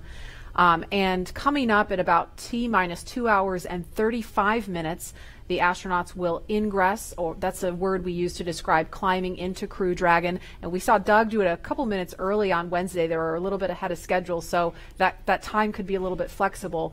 But that's going to happen with the assistance of the suit techs, and they will get strapped into their seats. And so with that coming up, we're going to head over to Hawthorne for a preview of what's in store for the future in space travel. Jesse? Thanks, Marie. Yeah, shortly after we begin to regularly fly NASA astronauts to and from the space station, SpaceX will also begin flying private passengers to station and beyond using Dragon. That's right. NASA is enabling up to 2 private astronaut missions to visit the station each year, just as part of our support of the economy in low Earth orbit. It's one of the many ways NASA's working to just open up access to outer space for companies to manufacture products in microgravity, for any new commercial modules in space, and really just to enable more people to be able to explore the stars firsthand. And the more people out there exploring the stars, the closer we become to becoming a multiplanetary species. Earlier, we showed you a first-hand look at where you would train if you were to fly with us on board Dragon, but now let's take a peek inside of the spacecraft itself.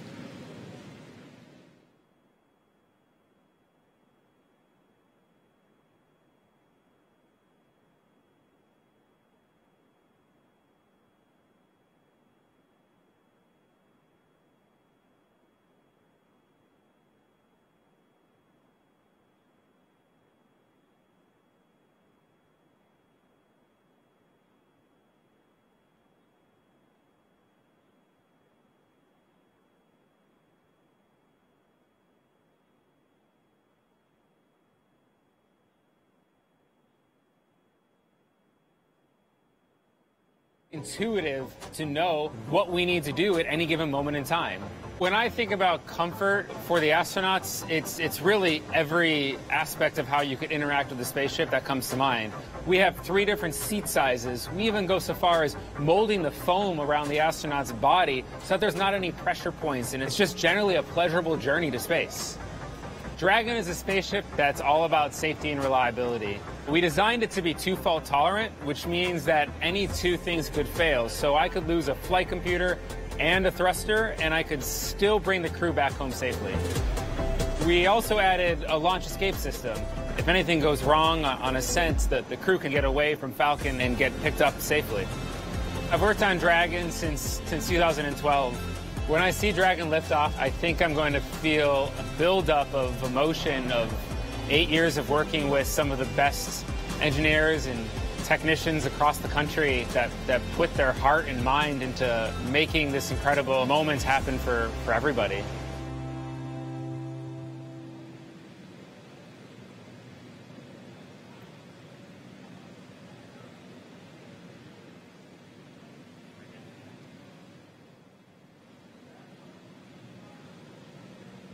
All right, so that was a detailed look inside Dragon. Here's a live look at 2 astronauts about to climb right in. If you're just now tuning in, you're watching our coverage of the mission known as Demonstration Mission 2 or Demo2. 2 days, SpaceX and NASA are going to be sending people into orbit on a mission to the International Space Station from U.S. soil for the first time since 2011. Bob Behnken and Doug Hurley are the NASA astronauts flying today, and you can see them right there on screen. They are just right next to their ride up to space.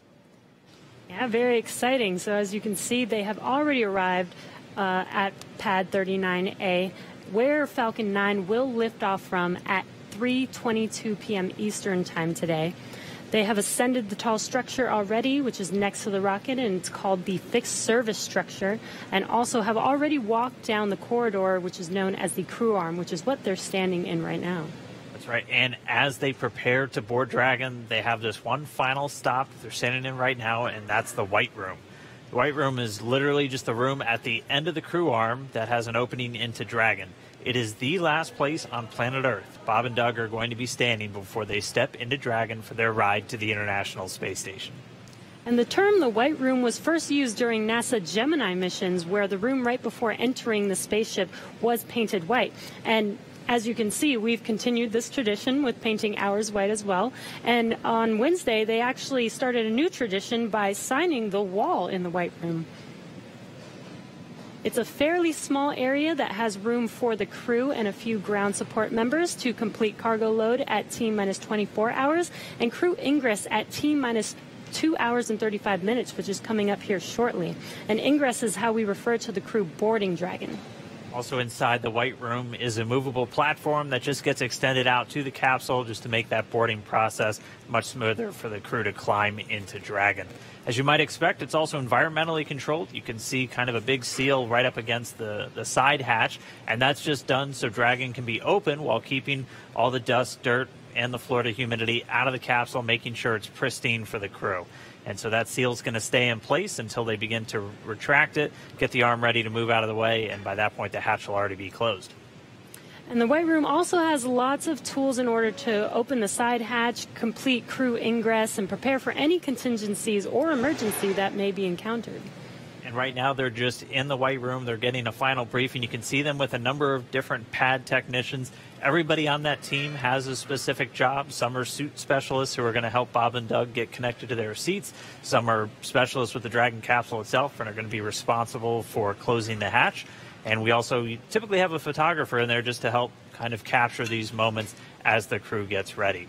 So right now we're watching, and we can see them start to line up there. We'll see Doug Hurley go in first, and so he'll be the first one through the capsule, and he's going to be ingressing. That's just our spaceflight term for entering. You're going to hear a lot of these terms throughout the next couple of days as they make their way up to orbit. Ingress getting in, egress coming out.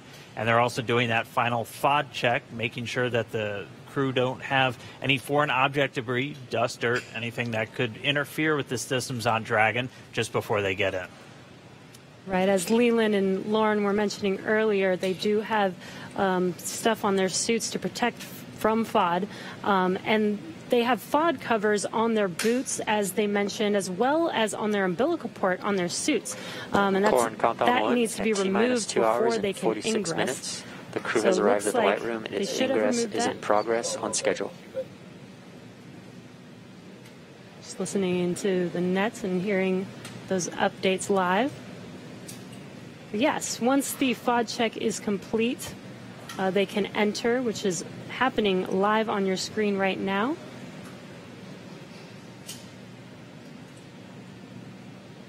And as they climb into Dragon, they will buckle themselves in and attach their umbilicals to their suits. And as you can see, the suit techs are there to help them get buckled and settled into those seats. And as we mentioned earlier in the broadcast, the suit's primary function is to protect the crew in the event of a cabin depressurization. So the suits help keep them cool, as well as delivers nitrox in case there is a suit depressurization. As we go through this, we saw Doug Hurley go in first. He's the commander for this mission. He's closest to your screen. And then Bob Behnken's just next to him, and they're going to get some assistance from these suit techs as they get in. There are 4 seats inside of Dragon for these missions, and they are numbered 1 through 4 if you're looking from the perspective of the suit techs inside the hatch, going from right to left. So Doug Hurley is in seat 2, that's the commander seat, and Bob Behnken is in seat 3, which for Crew Dragon's the pilot seat. And obviously we don't have anybody in seats 1 or 4 today. Crew Dragon is designed to carry 4 astronauts, though, on future NASA missions, and we'll see that on Crew 1, which will have 3 NASA astronauts and 1 from our partner agency, JAXA. And then directly above the crew right now, but right in front of them, once their seats get rotated, are the 3 displays that they'll use throughout the flight. And that just gives them insight into all of Dragon's systems. It allows them to take control of the vehicle and manually fly it, which we'll see them do hopefully only twice during 2 manual flight tests. As again, Dragon's autonomous, but they can jump in and take over if they need to. And as Dan mentioned, the displays are above them right now, but those seats will rotate back for launch position so that they can easily access those displays. So coming up next, the crew will do a comm check once they're all settled in. And that's so that they can check to make sure that they can hear mission control, and then after that, their seats will be rotated into position. So let's check in with John Innsbrucker for the latest on the health of both of those vehicles. John, what's the status update today? We're at T-minus 2 hours, 43 minutes, and counting down for the launch of Falcon 9 with Dragon to the space station. As you see, the Dragon launch pad team has obviously arrived at the pad. They got there shortly after T-minus 4 hours, opened up the side hatch on Dragon, got ready for the arrival of the astronauts. We saw the crew come up the elevators, walk over and enter Dragon, and they're now getting situated inside the capsule. Now the flight team is monitoring data from Dragon. They most recently have completed a command and telemetry check of the radio frequency system on Dragon through the Tracking and Data Relay Satellite Network. That looked to go well. There are no issues in work as we watch the astronauts getting situated in their seats inside the Dragon spacecraft. The Falcon 9 team is preparing for final checkouts and propellant load. Those checkouts are due to begin at T-minus 2 hours, some 42 minutes from now, when the launch crew officially gets on console in the firing room. All systems on Falcon 9 are currently go. The range continues to be green on the support side. The areas around the pad obviously clear except for the folks doing the entry into the capsule. Air and sea space are clear. We hear helicopter go by from time to time. The big concern is the weather forecast. We are continuing right now at a 50% probability of violation of the weather constraints. The big concerns are going to be the thick clouds, precipitation, possibility of lightning. I mentioned earlier, normally you get a strong sea breeze from the ocean that pushes inland and keeps the clouds from Central Florida from building up. But today the sea breeze is fairly weak, so we expect the thunderstorms will get closer to the launch pad. We're also checking downrange conditions. If there's a contingency splashdown of Dragon, we're looking at essentially the wave heights, lightning, rain along the trajectory. Right now it's marginal, but it is still go. We do expect that to improve slightly during the day. So fingers crossed there that the downrange weather looks good. But right now at T-minus 2 hours, 41 minutes as the clock continues to count down, all systems are go for launch.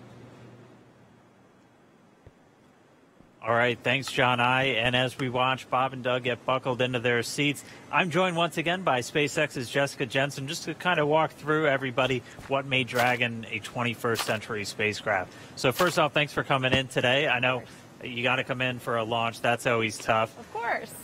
Walk us through again kind of Dragon's life history. I mean, we have one in a clean room pretty soon right behind us. Walk us how we got to where we are today to have Bob and Doug climbing into that spacecraft. Sure. So SpaceX was founded to make life multiplanetary. That was why Elon started the company back in 2002.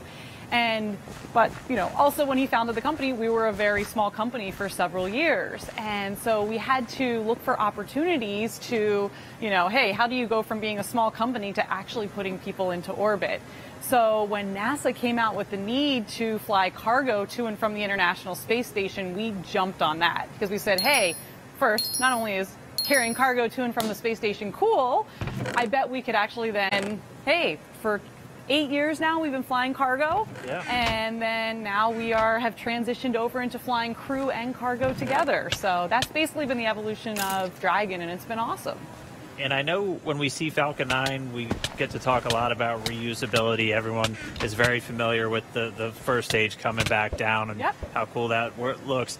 Dragon is also designed with some reusability. In fact, you've flown Dragon multiple times, or you've flown Dragons multiple times to the space station. How does reusability factor into Dragon's life cycle? Yeah, so I'll actually talk a little bit about both, because one thing I think everyone always thinks about reusability and, hey, it saves money, or that's great, but reusability actually improves your reliability. So when we get Falcons back and when we get Dragons back, either after one mission or multiple mission, we can do all these detailed inspections on them. And that's super important because when you fly a vehicle, you can only have so many sensors on it. You can't put a sensor, every single inch of a rocket or a spacecraft. And there's already way more than I think anybody realizes. Exactly. But so, especially for rockets that wind up in the ocean, some people don't have any idea of what they actually went through. So the fact that we get all the hardware back, we were able to inspect literally every square inch of it and make small design changes that actually improve reliability for the whole fleet. So even though Bob and Doug are on a brand new rocket and a brand new spacecraft, those spacecraft are actually more reliable based on the knowledge we've learned from reusability.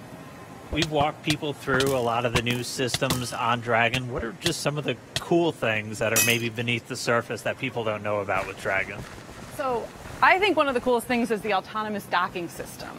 And what that is it's basically we have, GPS sensors on Dragon, but then we also have cameras and imaging sensors such as a LiDAR on basically the nose cone or the front part of Dragon as it's approaching the space station.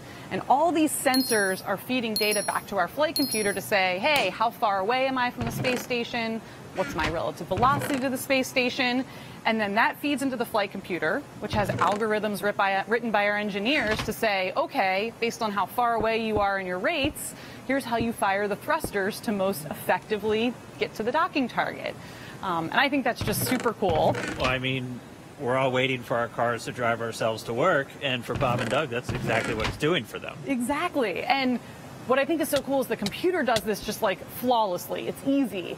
When I tried to do it, I failed miserably. I tried to dock Dragon to the ISS 3 times and I failed. Fourth time I got it. Good morning. And I will tell the public out there that on our website we actually have a Dragon ISS simulator, so you yourself can try and fire the thrusters and see how well you do. Maybe I'm just a bad driver, but I think the flight computer does a really good job. I think we all had fun with it. All right, well, we are just starting to hear. They're going to start up those comm checks with Bob and Doug. CDR, PLT, comm check. So let's listen in. CDR, loud and clear. PLT, loud and clear. Core, loud and clear. Umbilical comm check complete. Stand by for ground station comm check.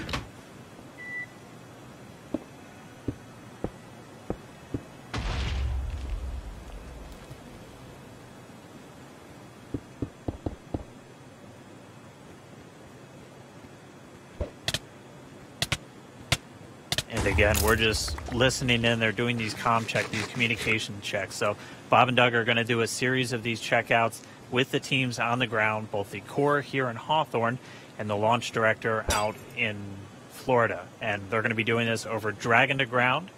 And they're also going to be doing it over the countdown net. Those are the 2 main loops or nets that you're going to hear going out. And they're going to be doing it through their different communications paths. We heard them do through the TDRS, or the tracking data and relay satellites. Those are those primary satellites that were going to be used to talk to Bob and Doug throughout their flight and to send commands to Dragon. They'll also do it through ground stations. SpaceX has a worldwide network of ground stations that they're able to communicate with the vehicle. And that's what we'll be using to get video inside the cabin of Bob and Doug on their flight up.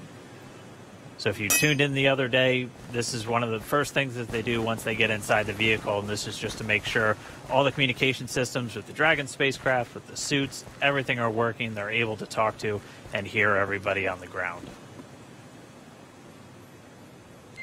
Dragon, SpaceX, comm check, ground stations. SpaceX Dragon, loud and clear. Core, loud and clear. Ground station comm check complete. Stand by for TDRS comm check.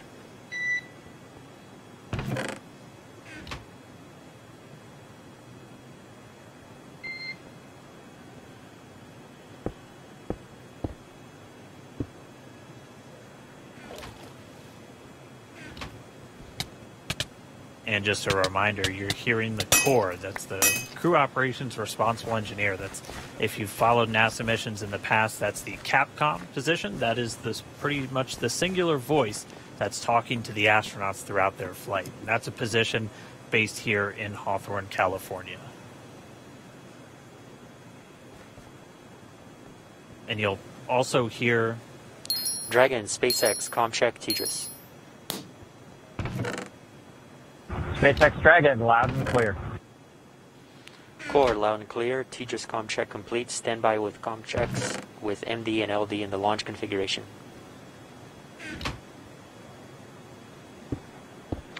Dragon, MD on countdown 1. Comm check.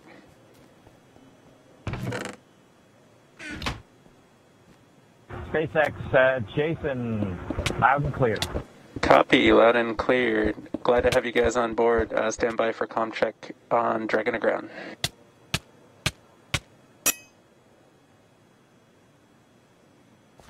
Dragon, MD, Dragon to ground. Comm check.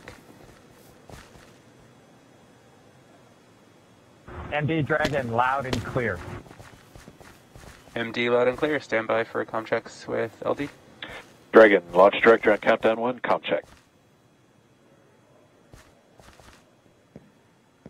Good afternoon, Mike. Loud and clear. I have you the same, and good afternoon. Stand by for my comm check on Dragon to ground.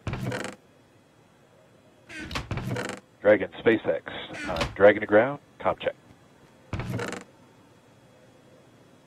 SpaceX Dragon, loud and clear. I have you the same. Back to core. And Dragon SpaceX, this concludes our launch configuration comm checks. Report when ready for seat rotation for Section 2 of 4.100. Dragon will put that in work. Copy. All right, so all those communications checks were done successfully, and you could even see, and it's so cool when we get these views right inside the cabin. SpaceX Dragon in 2.2, we are ready for seat rotation. Copy. We will report when initiating. But you could see Doug Hurley using his right hand. He has the talk button built into the seat itself. So just, again, showing you all of the different systems, how the suit is integrated into the seat, and it's all just one big circle for this whole spacecraft. So really cool to see those comm checks live. Jessica, thank you so much for walking us through some of the really cool updates, the upgrades. Did you have any other cool stuff besides? Let's see. So I don't know if you guys can see, but we have the Dragon clean room here. And one of the coolest things is it is right on the main floor of our main building. So thousands of employees walk by here all the time and get to see Dragon in its final processing before it goes to the Cape. On Wednesday, the Crew 1 capsule was in here. It looked almost done. It looks a little empty right now, but that's because that capsule went off into our separate test facility for its final propulsion checks. So we do leak checks and things there, and we do that in a separate facility just because it's high pressure testing. And then the vehicle will come back here, get its final thermal protection system put on, and then it will ship off to Cape Canaveral and get ready to launch 4 astronauts to the International Space Station. I mean, what's it like to see it? Because when you see the first initial pressure vessel, it looks nothing like the final thing. So what's it like to just kind of watch it go through, and you just see little bits get added on, and then the next thing you know, it's a whole spacecraft? Yeah, I mean, that's what's so amazing. I'm so impressed. You know, when you look at a machine, you're like, how does this ever get built? How do people ever do this? And it really is just step by step, one piece at a time. Each piece has its critical function, and you get to watch that being built right in front of your eyes every day when you come to work. Dragon SpaceX, we are ready and initiating seat rotation. Dragon copies. And we just heard the seat rotation's about to begin. So, Jessica, thank you so much. Cool facts about Dragon for everyone to listen in on, and we can see the seats start to rotate now. Pretty soon, Bob and Doug will be in their launch configuration, and they'll be ready to go.